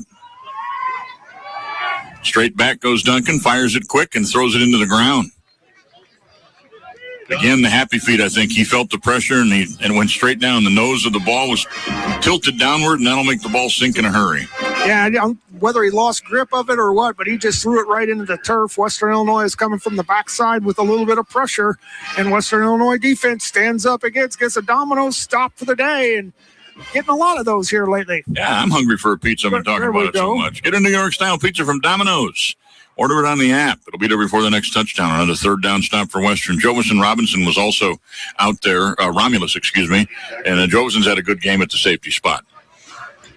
Good to see all these new faces for the Letternecks doing well. The punt goes to Sellian back at his own 30. He cuts it up inside to the 40. 45 to the outside midfield. Into Northwestern College territory and finally shoved out of bounds. Every return has been over 20 yards on the punting return game for Joel Salien. Give it up for the blockers as well. They set up a nice picket fence, got into the outside, and the Letternecks will start this time from the Northwestern 37. Oh, love to see that kid return punts. And again, a great job by that. Couldn't see the number on the Western Illinois on the punt return team who was in charge of the gunner. Just did a good job of shouldering, stayed behind it, and Salient sets it up and goes against him, and he doesn't really have to throw a block. He just gets in the way, but that sets it all up. And then he bursts through two would-be tacklers. Great return here for Western Illinois. On 1st down, the quarterback this time is McGill. He throws it out to the right side. It's caught and taken downfield. And nice job of throwing the shoulder into the defender by Robinson. And he picks up a 1st down on the catch and run all the way down to the 23-yard line. You got to like the aggressiveness of the running back. Yeah, I thought he was going to go out of bounds, and he just squared him up and ran him over. And Western Illinois is starting to put a little physical play out there. That time, McGill had a nice job keeping his feet underneath him, hit him right in stride, which allowed him to turn upfield. 2 wideouts to the left, 1 to the right. Robinson stays in now. He'll flood out to the right side. He'll take the pass in the flat at the 25-yard line. Put on a couple of moves. Nice spin move. A little Chuck Foreman spin doctor move right there. Got inside the 20 to about the 19. Yeah, really nice play because that ball came out of McGill's hands fluttering like a wounded duck, and it was behind him. Made a really nice adjustment on the ball, made the catch, and was able to get a couple positive yards out of the play. Gain of 2, second down 8. Punt returns tonight for Salient. 4 for 114 yards. That's a weapon. You're looking at your OVC Special Teams Player of the Week right there. I think we are. A keeper for McGill. He lowers the shoulder trying to get to the first down marker. He'll be stopped shy of it, but he's inside the 20 to about the 18. Helped up by one of his teammates, the wide receiver number 14, Xavier Coleman. Tackle by number 12, Sam Lawson. The Rocky theme plays over the, it's the band playing over there, isn't it? Yeah, the band's got Rocky going on. 4:05 to go in the third quarter. Third down and a long 3 for the Letternecks. McGill has 1 set back to his left, 2 wide receivers to the left and 1 to the right. Drops straight back. Pressure comes up the middle. He's trying to shed the tackler. He has to escape the pocket, but he's brought down for no gain. Actually, a loss of a yard, a sack. For Northwestern College, sends the Letternecks back to the 19, and that means the field goal team will get a chance to practice a little bit as the punter, Drogmuller, heads out to hold for Ronan Culkin. Of course, the long snapper back this year, one of the best, Ben Begfeld, 5'11", 225, and didn't have very many bad snaps last year, did he? No, you got to love that guy. He's one of our bus 3 captains back there, and you see him running on the field, and everybody's like 6 inches taller than he is. Yeah. But he can snap the ball back there in a flash. Boom, good quick snap. Ball is down, kick is on the way, and it is perfect. Field goal from about 37 yards for Ronan Culkin. Caps that drive, and the Letternecks go on top 44-14. The big play in the drive, the run by, let's see, it was Robinson had the big run of 13 yards to set up the field goal by Culkin. That is your Remax Rich Weston scoring drive recap, and the Letternecks extend the lead to 30 points. They've got the Illinois Farm Bureau advantage 44-14, and the officials say, let's play on. This kicking team comes right back out on the field. So, yeah, trying to move this game along a little bit as the score gets wider and wider apart. That was a really nice, well-executed field goal right there. Great snap, good hold, and ball had the right arc on it. And that was much better than the extra point. Yes, it was. And after the 2 shaky extra point attempts, 1 blocked and 1 very low, Culkin has been, once they get all the timing down, he has been booming them through the uprights. I think the 1 kick landed up on the square. It's still going. It's still going. Here he comes for the kickoff. Boots it deep, angling into the end zone on the far side of the field where a fair catch is made. It'll be a touchback, and the ball will be at the 25 again for Northwestern College. 44-14, Letternecks with 3:11 to play in the third quarter. Raiders at the 25-yard line.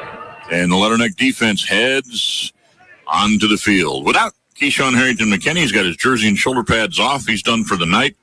He came out of the little blue tent area with an ice pack around the ankle. So that's actually probably just a rolled ankle, and hopefully a little bit of rehab work, and they'll have him back out here next week. Yep, no doubt about it. Shotgun formation all night for Northwestern College. They run a little crossbuck action, and a handoff goes nowhere. Letternecks dropped the runner for a 3-yard loss. And in on the play, making the stop, was James Lee Lewis, 6'5", 255, sophomore out of Florida. Loss of 2 on the play. Second down and 12.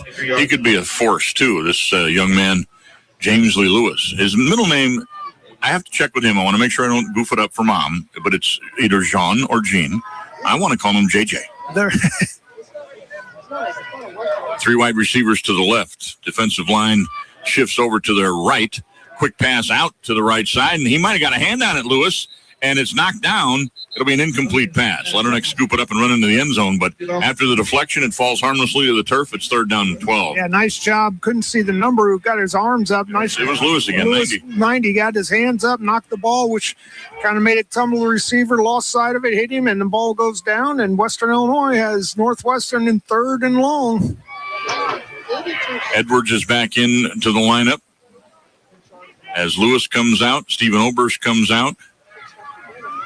Edwards will go right down in the middle of the defensive line. So will Buckner. There's nobody that's listed as a defensive lineman. There's 5 guys standing up and 1 guy in a 3-point stance. Who's coming? Duncan looks, throws, picked off. That Kruger again. Jake Kruger down the sideline to the 20, to the 15, to 10, cuts it back inside the 5. Still on his feet, and finally brought down at the 8-yard line. They pushed him back to the 8. Will they give him forward progress to the 5? They will. Jake Kruger, second pick. Do we have a flag? We do at the 20-yard line. Might be on the return. The interception should stand, right? Right. So Western Illinois comes, basically it was 0 coverage there that time. They send everybody. Everybody's locked up in man coverage. Conrad just kind of threw the ball away, and Kruger comes off and makes a really nice catch over the middle. Good return, but it's going to come back for either a hold or a block in the back. Well, when you look at the national leaders this week, I think Kruger will be on top with 2 interceptions. Yep, that was another crackback block they called against Western Illinois. Boy, Joe's going to have a discussion. He's upset about that one again, too. Was that Joe that just came out of the huddle and talked to the officials? I think that was Coach Wilson came out that time. Brad Wilson that came out there? So the ball with 2:14 to go in the 3rd quarter gets marked all the way back to the 33. The infraction took place on the 18. Instead of having the ball on the 5, the Leathernecks will start in the 33. Still great field position for Western Illinois and a nice job on defense. Well, and Colby Duncan, I don't know if he's trying to throw that one away over everybody. Didn't get enough on that one because Kruger, playing center field back here, swooped over him in a nice grab. McGill back at the quarterback spot again. 2 wideouts to the right. One of those is Anaya. He goes in motion right to left. Now there's 2 on the left, 1 on the right. Anaya stops and resets. Catches the quick out, tries to cut it up inside. He does now to the outside. Tackled between the hash mark and the numbers at near the 25-yard line. And a good gain of about 7 yards for Anaya. Maybe 8. It'll be 2nd down and 2. Yeah, run the tunnel screen to the left-hand side of the field. That time it was much better timing on the offensive linemen getting down there and getting their blocks lined up. And Anaya gets 8. 32 rushing attempts for the Leathernecks, 187 yards, and that was their 20th pass of the night, 16th completion. I think Joe will appreciate the efficiency and the balance. McGill pulls it down, looking to his right. Now he tucks it in, finds the seam. Oh, he delivers a blow. Just knocked the defensive back right on his backside. And it's a 1st down, Leathernecks at the 6-yard line. You don't see quarterbacks do that very often. And did he accelerate when he hit the 15-yard line before he ran over the would-be defender? I mean, he absolutely crushed him. Oh, number 8, Drew Elder will remember that hit. He tells his family when he gets home, he said, the quarterback sent me into next week. 1st down and goal at the 6-yard line after the big run by Kennedy McGill. And then he goes searching for somebody to hit at the end of the run. Anaya in motion. Handoff to Avery Knight. No, McGill pulls it out. Gets to the right side. Stays on his feet. Dives to the end zone. Do we have a signal? Yes. We do. Touchdown, Leathernecks. Kennedy McGill. McGill goes into the kitchen, opens the refrigerator door, pops himself a cold one for a 2nd TD tonight. That's 3 TDs he's accounted for. 1 in the air and 2 on the ground. The heck with 3 running backs. Leathernecks have 4. One of them just happens to take the snap. So a quick drive for the Leathernecks after the Kruger interception.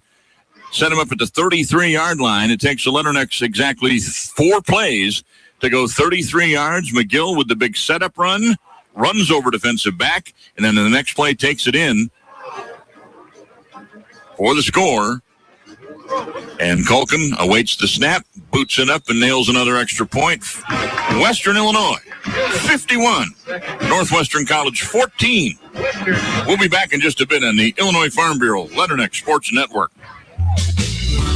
When it comes to your farm, you need more than just products. You need a trusted partner who understands your challenges. At West Central FS, they're here to support you season after season. From high-quality seeds to crop protection and custom application services, they ensure your fields get what they need to thrive. Plus, they provide diesel fuel, lubricants, and reliable propane to keep your equipment running smoothly. West Central FS, your partner in growing success. Contact them today. They say consistency is the key to success. They weren't wrong. So how about grabbing a beer that's consistently smooth, consistently refreshing, and consistently light? You might just find that the road to success can be pretty enjoyable. Michelob Ultra, the perfect balance of taste and refreshment, and only 2.6 carbs and 95 calories. It's only worth it if you enjoy it. Enjoy responsibly. Anheuser-Busch Michelob Ultra Light Beer, St. Louis, Missouri. You're listening to Western Illinois Leatherneck Football on Q98.1 and the Illinois Farm Bureau Leatherneck Sports Network. I stand corrected. It was a 3-play, 33-yard drive for the Leathernecks. Kennedy McGill touchdown. That's your Rich Weston Remax scoring drive recap. Ronan Culkin boots it into the end zone. Another fair catch made there. And it'll be ball at the 25. Once again, is this laundry on the field up here at the 44? Yes. No. Somebody's got a flag in the field. Or is it a piece of paper? Joe Davis wants an explanation. It's a flag.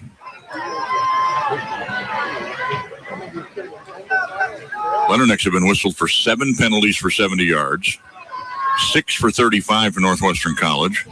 Joe's not happy. He's ahead 51-14. This guy on the near side is frustrating him, the field judge. I think so. Oh, my goodness. He's not getting the answers he's looking for. And we love Joe's intensity. No doubt. And he's so accommodating to us and giving interviews and he's great with the community. All right, first down play. Colby Duncan keeps it, gets no yards. Tried to break it off the left side. Stepping up Leatherneck tackle made from a 90, James Lee Lewis. Safety spot. James Lee Lewis was joined on the play by Jovinson Romulus, who again gets his name called. He's having a nice game. I like some of these new D-backs. Yeah, and Lewis did a really nice job just staying home, fighting off the block, and really Duncan had nowhere to go with the ball and tackled for a short gain of half a yard. Second down, 9.5 for Northwestern College. They'll send the man in motion. They'll fake to him, give it to the running back instead, Solomon T. And T will not get back to the line of scrimmage. So we will see where the officials will spot the T. That'll be the last play of the third quarter. Leathernecks 51. Northwestern College 14. It's a big Illinois Farm Bureau advantage of 37 points for your Western Illinois Fighting Leathernecks. We'll be back with quarter number 4 after this on the Illinois Farm Bureau Leatherneck Sports Network. Prairie Land FS is a full-service agricultural supplier dedicated to providing high-quality products and services for the purpose of improving customer profitability. We're known for our customer service in and out of the fields. We are neighbors serving neighbors for over 100 years and promise to provide complete seed and application service to all our customers. Our trained energy specialists, along with our crop specialists, can help you take your business to the next level. Prairie Land FS, your leading supplier of choice.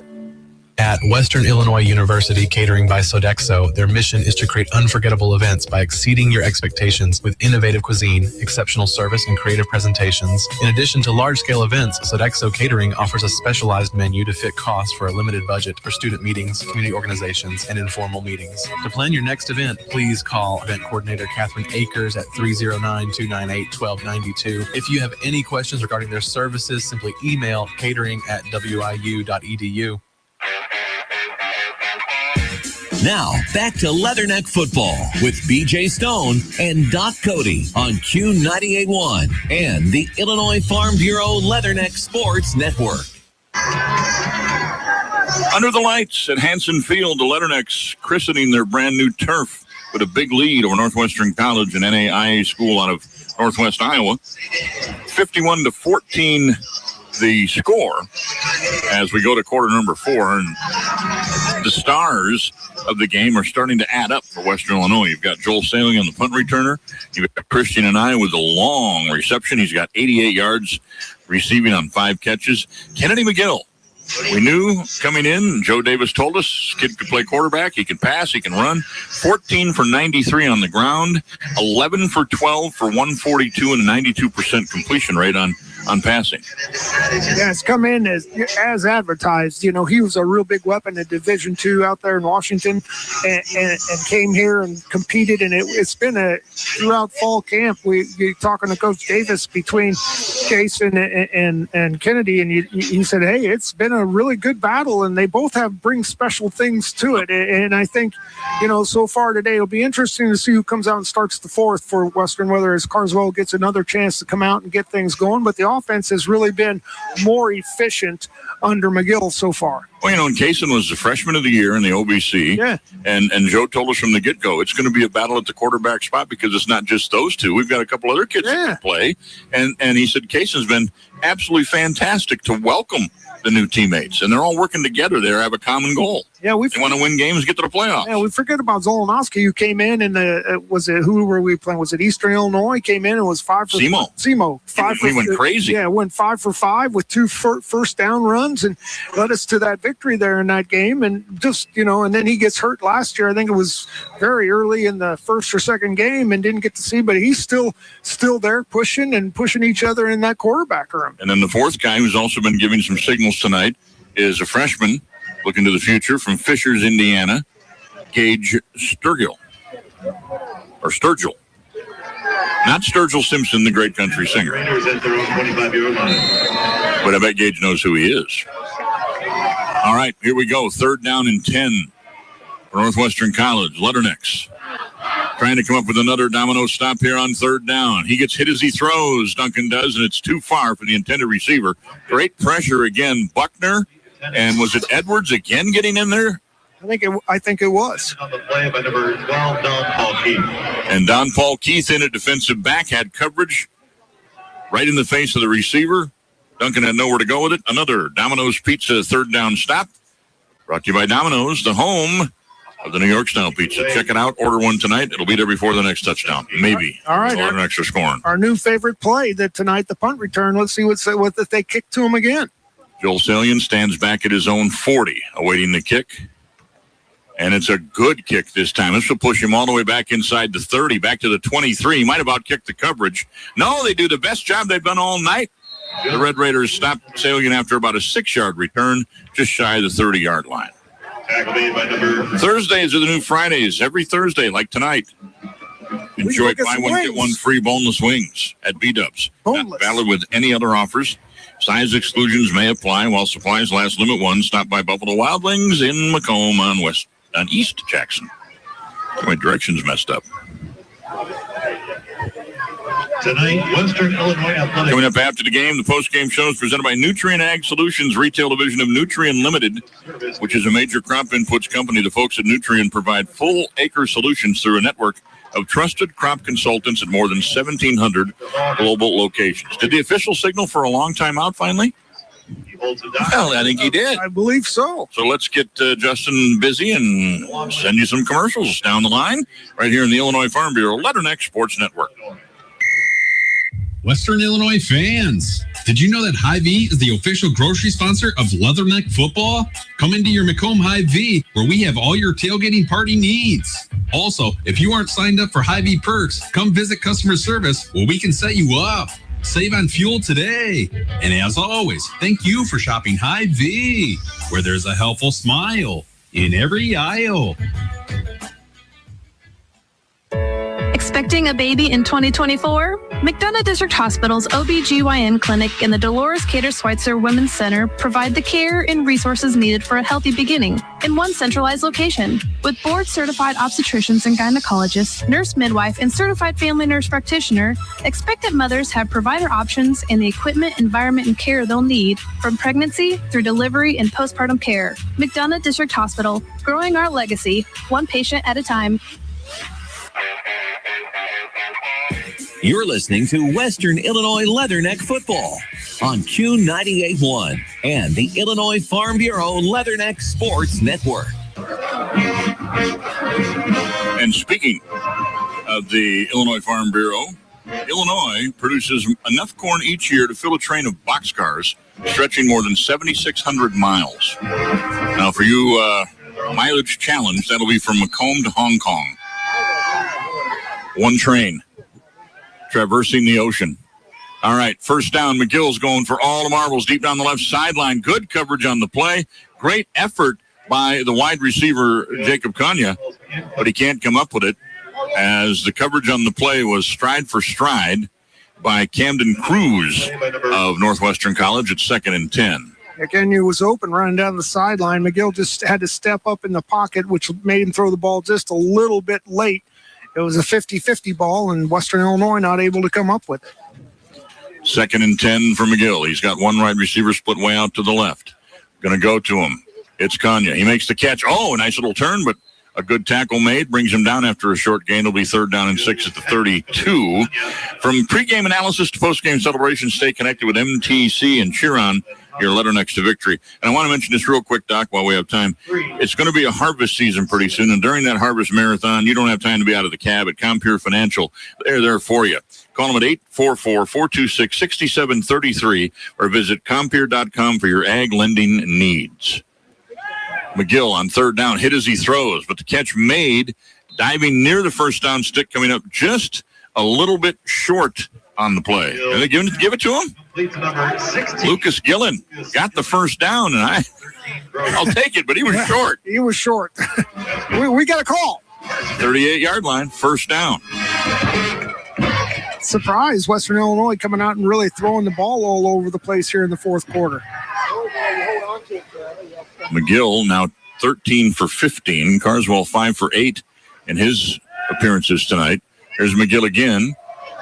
Catch made. Avery Knight out of the backfield, dragging a tackler with him up to the 45-yard line, and he turns a 2-yard gain into about 7, and it's 2nd down and 3. Nice job by Avery. Yeah, nice job, because he didn't catch that very cleanly. He bobbled it and got hit, but is able to turn around and pick up 7 yards. Eric Johnson comes wide left. Cam Edwards is wide right. There have been 1, 2 serious hits. Johnson's first catch, that's the 8th different receiver tonight for the Leathernecks, and Cam Edwards would like to get in that column as well. Johnson comes in motion, circles behind the quarterback, puts 3 wide receivers on the right side. McGill keeps it, spins away, cuts it back to the right, gets the first down over midfield, and he will go down at about the 46-yard line of Northwestern College. First down, Leathernecks. Now they'll mark him back to the 48. Right at the top of the Bulldog grin. Well, that was just all McGill on that play. Northwestern diagnosed it really well. He put his foot in the ground, did a reverse pivot, came out, and Northwestern had flown to the football. Nobody was there. He was able to pick up the first down. 2 wide receivers left, 1 to the right. Tight end on the right side of the formation. Man in motion from right to left is Johnson. Handoff inside, boom, through the hole goes Avery Knight, spinning to a first down and brought down at the 35-yard line, a gain of 13 yards for Avery Knight. Yeah, you talk about patience in your running back, and that's one of those plays where you don't want to just bust it up the middle. You let that offensive line in their zone blocking scheme move everybody the way. He just broke off the guard's rear end and picked up the first down. Yeah, I have a theory, Avery's from Chandler, Arizona. This is his kind of weather. Yeah, he likes it. He's used to this. Yeah. Probably a little more humid than it is in Chandler right now. 2 wide receivers each way. Actually, it's tight end Hargrove split out to the right with one of the wideouts. The lone setback is Knight. McGill, play action, rolling right. He was over the line of scrimmage when he threw. They let it go down the sideline. It's Eric Johnson diving into the end zone. But right now, they signal touchdown, and the coaching staff screaming, correctly so, for this Northwestern College team as McGill, the line of scrimmage was a 35, and he was at the 34 when he threw it. Yeah.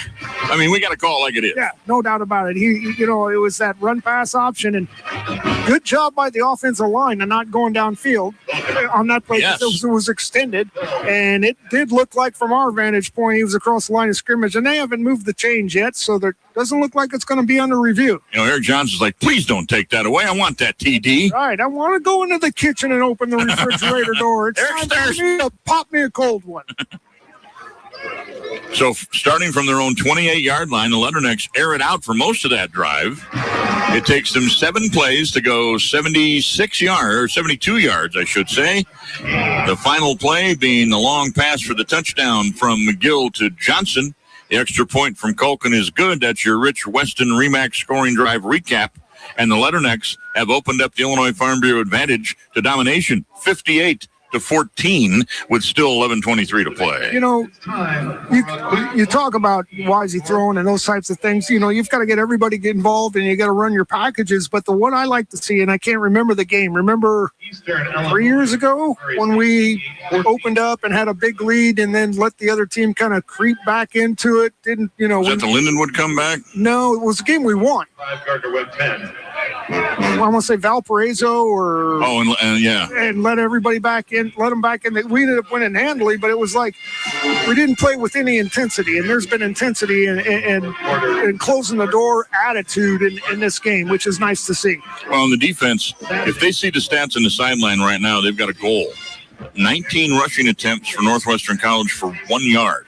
They could have a team finish below 0 in rushing. Offensively on the passing side, Duncan is now 15 for 28, has thrown 2 interceptions, and has 140 passing yards. But the total yardage right now, 450 to 21 in favor of Western Illinois, or 450 to 141, excuse me. And you would expect that in this matchup between FCS and NAIA, but it didn't start that way. No. As Northwestern College scored first on the opening kickoff, they forced a fumble, scored 2 plays later, and it woke the Leathernecks up. Yeah, and I think the thing that switched the game around was the fumble return for a touchdown. It really got kind of. That was the first score of the year for the Leathernecks. First score of the year for the. That'd be a good one we'll have to look up. When was the last time that Western Illinois opened the year with their first touchdown of the year was a defensive score? When is the last time the Leathernecks had 5 punt returns for 150 yards? Yeah, I mean that's been highlighted. The Salient's been fun to watch. Joe Salient having a great game returning punts tonight for Western Illinois. Now, part of that is Leatherneck team speed is probably superior to that of Northwestern College. That'll certainly even up against Illinois State. We haven't talked enough about Illinois State. We begrudgingly congratulate them on going all the way to the finals of FCS division last year. They went to the championship game. They got hot at the right time. Yeah, came out, and they kind of were a little sluggish in the first half of the season, caught fire, and played extremely well to get to the championship game. So a championship participant will be here next Saturday night to take on the Leathernecks, again, a 6 p.m. start time. Fair catch made down at the 2-yard line by the return man for Northwestern College. That's 21 on the offensive side. I got offense and defense. I got the same number, and that's Gardner Casey. So from the 25, Northwestern will start again from there. I would rather see 3-digit numbers than double numbers. I'd rather see a defensive back number 111. There you go. I like that idea. I mean, the linemen are big enough. The offensive linemen could be like 747, 727, 787. Just name them after Boeing liners or number them. 2 wide receivers to the right, 1 to the left. New quarterback in the lineup. Completes his first pass for the first down and a little bit more. Nice run on the play as Luke Anderson hits Amon Langton, and Langton turns it into a nice little gain. Yeah, a couple missed tackles there by Western Illinois. They were playing base cover 2 that time, just ran through 2 would-be tacklers, picks up the first down. It'll be 1st and 10 from the 40-yard line. Still see some of the regulars out there for Western Illinois as coaches are giving them a workout on this hot night, getting them in shape. Got to get you in game shape, boys. Got to get ready to play. Do see, however, in the middle, Devin Anderson, senior linebacker out of Germantown, Maryland, 6'2", 235. Jake Kruger still in there, already has 2 picks on the night. He sneaks up near the line of scrimmage. Quarterback turns, hands it off. Running back comes forward for a good gain of about 7 yards. 33, Hunter Walters with the carry. Walters on the carry. Leathernecks have to tighten it up a little bit, believe it or not.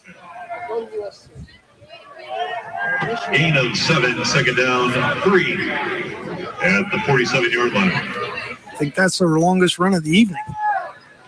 That gives them about 8 positive rushing yards and 21 attempts. Of course, sacks count against your rushing in college. One wide receiver each way. Now they make an adjustment. Two guys in the backfield out of the pistol formation this time. He turns, hands off, hit in the backfield, and drop. Oh, big second hit for the Leathernecks as well. The running back spun off the first tackle right into a huge hit. And that was number 4, Izzy Dobbins. Dobbins came up and just brought the lumber that time with him. When the running back thought he had it, was spinning out, and all of a sudden, bam, Dobbins brings it home. I do see Kevin Washington, who applied for and got another year. Grad student, is wearing number 14 according to this roster. Okay. Found him. So if that's the case, and Dobbins is wearing 4, we're making the right call. It looks like Dobbins is a little bit shorter than Kevin, so I think that is him. 3rd down and 6. Timeout called by Northwestern College. 9:11 left to play. Leathernecks up big 58-14. Glad you could join us tonight and hear the Leathernecks pick up a big opening season victory, a wide margin, heading into Illinois State next week. Week 3 up to Wisconsin. 3 straight teams wearing red to start the year. We'll have the Leathernecks seen red. And then on week 4, the blue and gold of the Moorhead State Golden Eagles. It would be nice to see Moorhead State come in here. And again, Illinois State will be a good test for us next week to see, how we match up with more of an even playing field in terms of numbers of players, types of players, those different types of things. And then you go up to Wisconsin and get a great game day experience at Camp Randall and then come back for Moorhead. So I think the schedule lays out pretty well for Western Illinois. And, we talked to Joe Davis about Moorhead State. We talked to several people about the Eagles around the league. With Tennessee Tech moving on, dropping the league to 8 teams. Yeah, the coaches are happy to get that extra non-conference game to schedule how they want.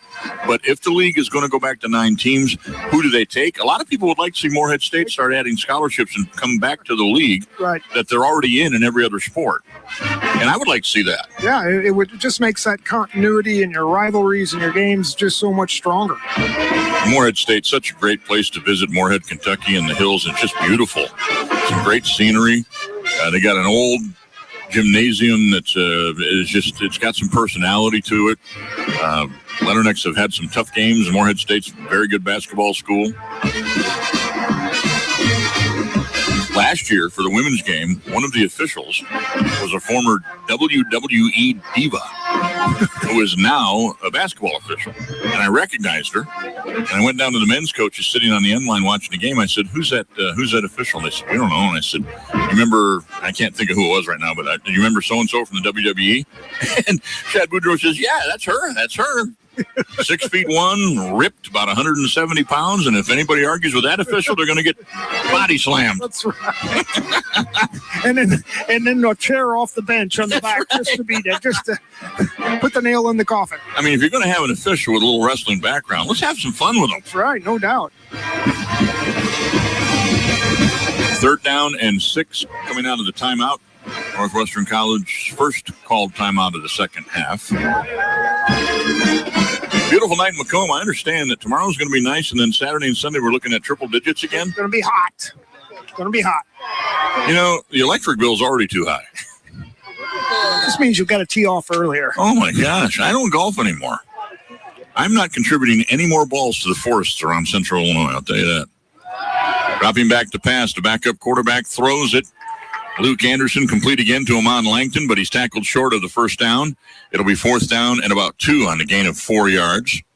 Number 19, Luke Anderson's pass complete to number 3. So if you're Northwestern, now the question is, do you go for it, or do you punt it to Salem and end up in about the same spot anyhow? Tackle on that play was Tyshawn Griffin, the starting cornerback.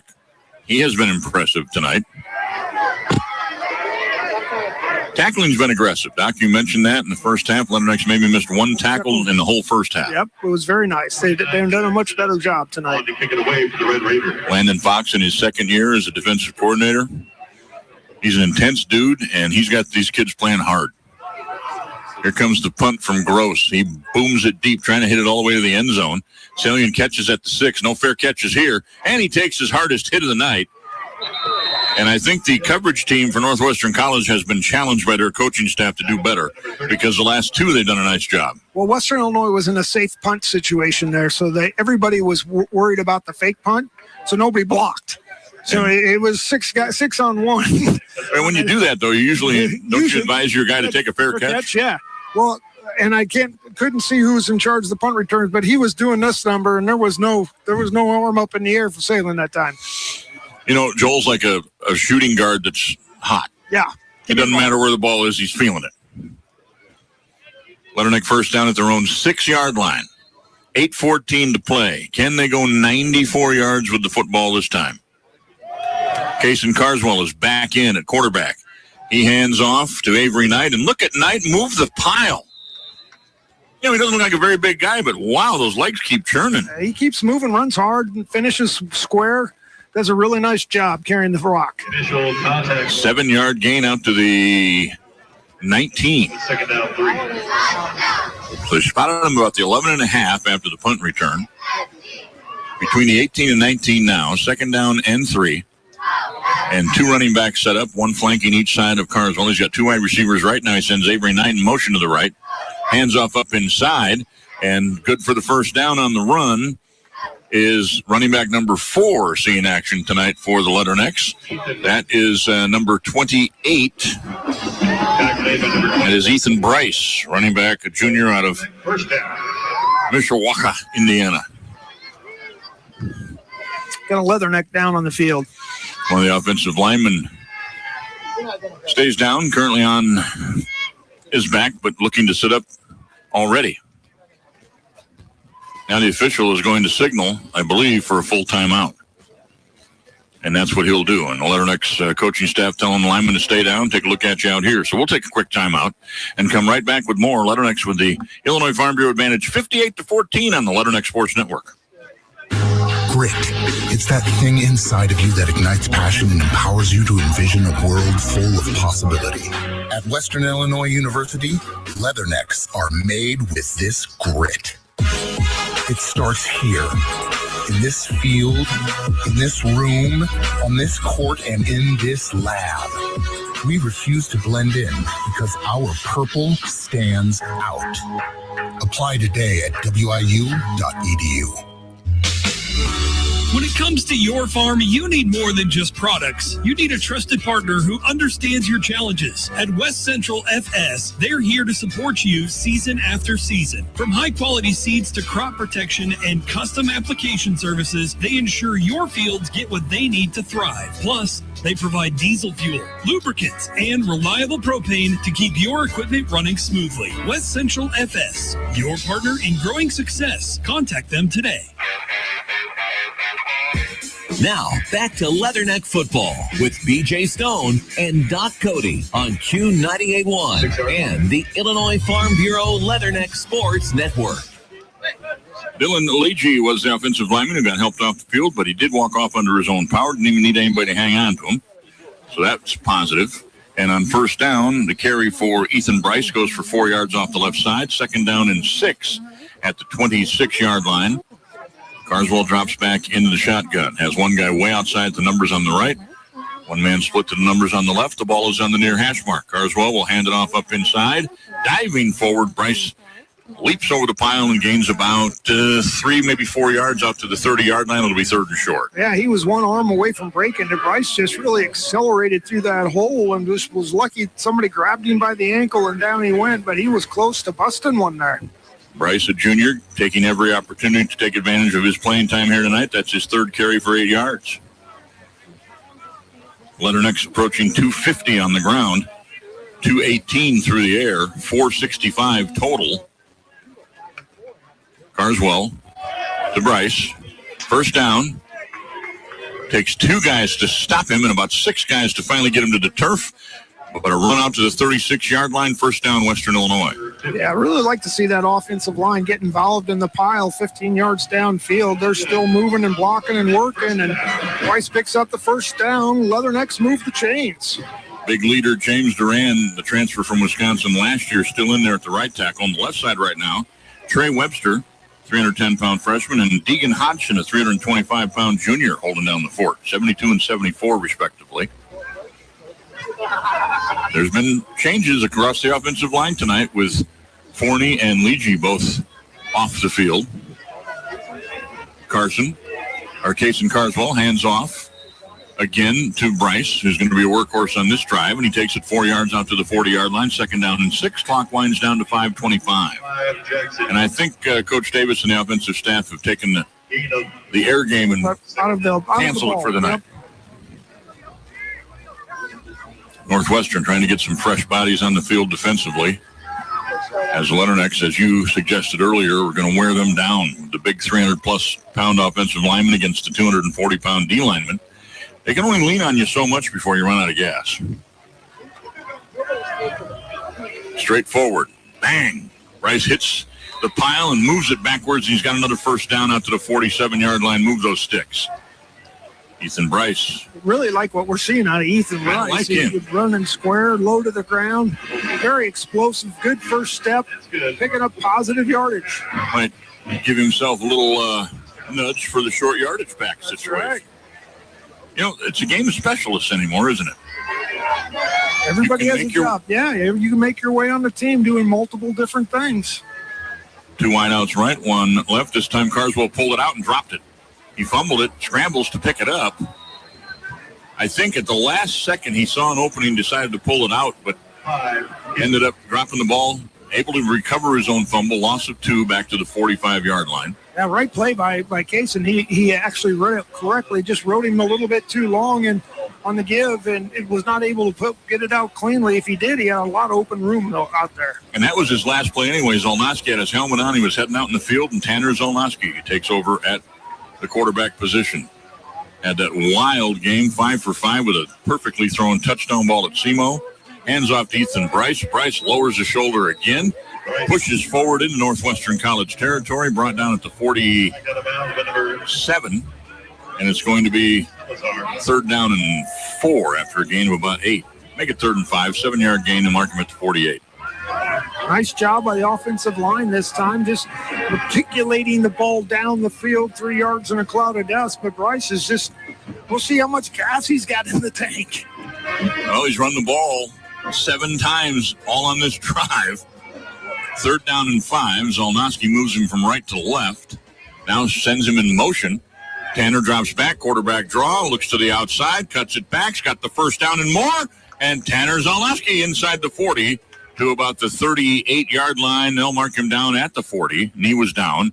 Still enough for a 1st down at the Northwestern College 40 for the young man out of Woodbury, Minnesota.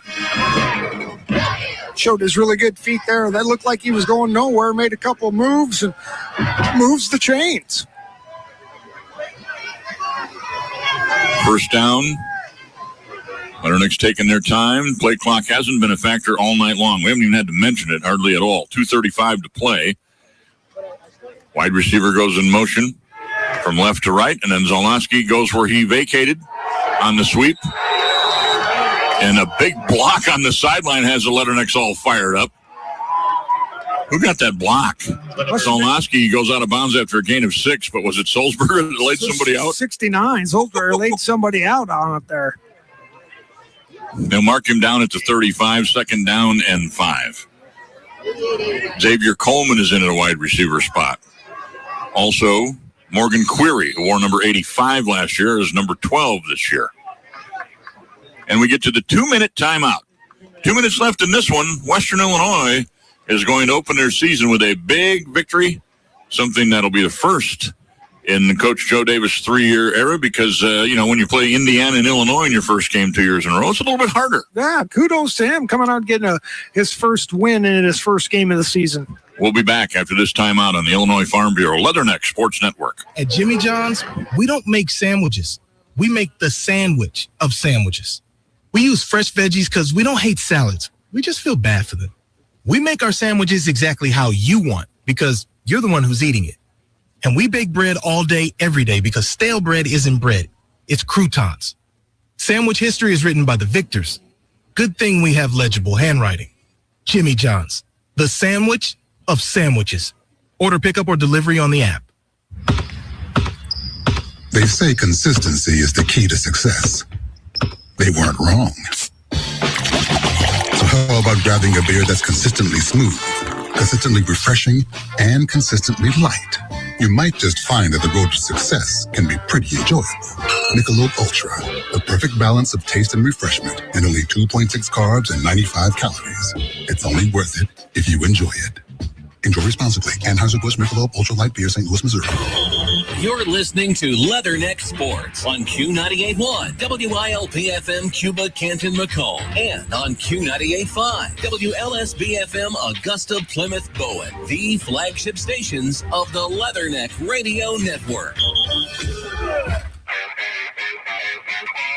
You're listening to Western Illinois Leatherneck Football on Q98.1 and the Illinois Farm Bureau Leatherneck Sports Network. BJ Stone, Dr. Tom Cody, in the sweltering press box at Hanson Field, where the Leathernecks, opening their 2026 season on a Thursday night, have put a whooping on Northwestern College of Iowa, 58-14 with 2 minutes left in the game. First downs, Doc, are now 26-9. Rushing yards, 286-5. That'll tell you who's ahead. Yeah, no doubt about it. You take a look at it, and Western Illinois, except for 2 drives, have done really a great job on defense. The opening drive of the game, we're coming off a fumble. Northwestern gets a fumble on the opening kickoff, and Northwestern scores 2 plays later. And then the opening drive of the second half, they go 75 yards. But otherwise than that, it's been pretty stingy out there. Meanwhile, offensively, racking up just over 500 yards in total offense now. Tanner Zolnowski in, the third quarterback to play tonight. Drops back, another quarterback draw right up the middle. He's got some room to the outside, 35, 30, 20, inside the 15, and down to the 12-yard line. And he shows his quickness, which we have seen before, and it's good to see again. And Zolnowski will be replaced, and that'll give Gage Sturgill a chance to play. 6 foot, 185-pound freshman out of Fishers, Indiana. Ball at the 14, see if Gage can be involved in his first collegiate touchdown. Well, now with the new 5-for-5 rule, you don't have to worry about the number of games you play in. That's you have right. 5 years to play 5. So Play as many as you can. This drive started at the Western 11. Hand off to Ethan Bryce with his 8th carry. Ironically, out of all the running backs now, Jackson, Knight, and Robinson all had 7 carries. Bryce with 8 leads them in carries, and he's just played this drive. like to see him finish with a touchdown here. Yeah, that'd be nice. Kind of earned it on this drive. Clock running down to 1:03. Neither team going to use any timeouts. On the keeper, Sturgill makes a nice cut back towards the end zone, and will he get in? He does! Touchdown for the freshman. Gage Sturgill from 9 yards out to complete a 14-play, 91-yard drive. Sturgill's touchdown wraps it up. That's your Rich Weston Remax scoring drive recap, and it puts the Leathernecks over 60 points on the night. Yeah, nice drive there by Western Illinois. Didn't put the ball in the air one time, I don't think, on that drive. All runs. Bryce with most of the carries. Sturgill comes in, takes advantage of his opportunity, and we've talked about this before, is that, you want your young kids to get on the field and not just take a knee. You want them to have an opportunity to run the offense or defense and make their plays. And he scores his first collegiate touchdown. Good for him. Adding to the list of stars tonight for the Leathernecks. Culkin kicks another extra point. His leg's got to be worn out at this point. 65-14 with 54.1 seconds left to play. And is that the most meaningless .1 in college football history at this point? It could be close. 65-14 Leathernecks with a huge lead. And they'll come right back out to kick it off. So we'll keep it here. A couple of words from sponsors of ours, including MTC Communications. With MTC's fiber internet powering your game day experience, you stay connected to all the football action from kickoff to the final whistle. Go Leathernecks. Compeer Financial has some Illinois agricultural fun facts for you. How about this? The football field is 9 yards longer than an acre of farmland and the same width. The average farmland or farm size is 358 acres. So the average farm in Illinois is about 350 football fields. That's a lot of planning. Here's the kick from Culkin all the way into the end zone. they let it go for another touchback. His percentage on touchbacks tonight is outstanding. And Northwestern College in the final minute will have the ball at their own 25 one last time. 25-yard line. It's been a fun way to start the year. Yeah, it wasn't long ago. We were on the short end of a 60-something score at, was it at Missouri State? And it just was... Could have been. Just one of those nights where you just couldn't wait for it to end. I'm sure the Northwestern kids feel that way, but... Well, it's kind of like our game against Indiana, 77 to whatever. 77-3. But Joe Davis himself said his mistake was he kept trying to score when he should have just started running out the clock when it got to 56. Taking a knee here is their backup quarterback. And that should run out the clock one more time. Luke Anderson will have to do that. And the Leathernecks will jog off the Hanson Field turf into the locker room and probably turn the showers on cold, because you don't need a hot one tonight after this game. One more knee. Leathernecks thank the Northwestern College Red Raiders for coming over. Give them a nice little check to take home to their university, right? Yep. And Western does what they set out to do. Win an opening game, and they do it in fine fashion. As the clock hits 0, the Leathernecks 65, Northwestern College 14. Stars all over the place. We'll talk about who some of those guys might have been when we return to Hanson Field. Leathernecks close it out with the Illinois Farm Bureau advantage on the Leatherneck Sports Network. Back after these with the post-game show. Pizza just goes better with Pepsi Zero Sugar.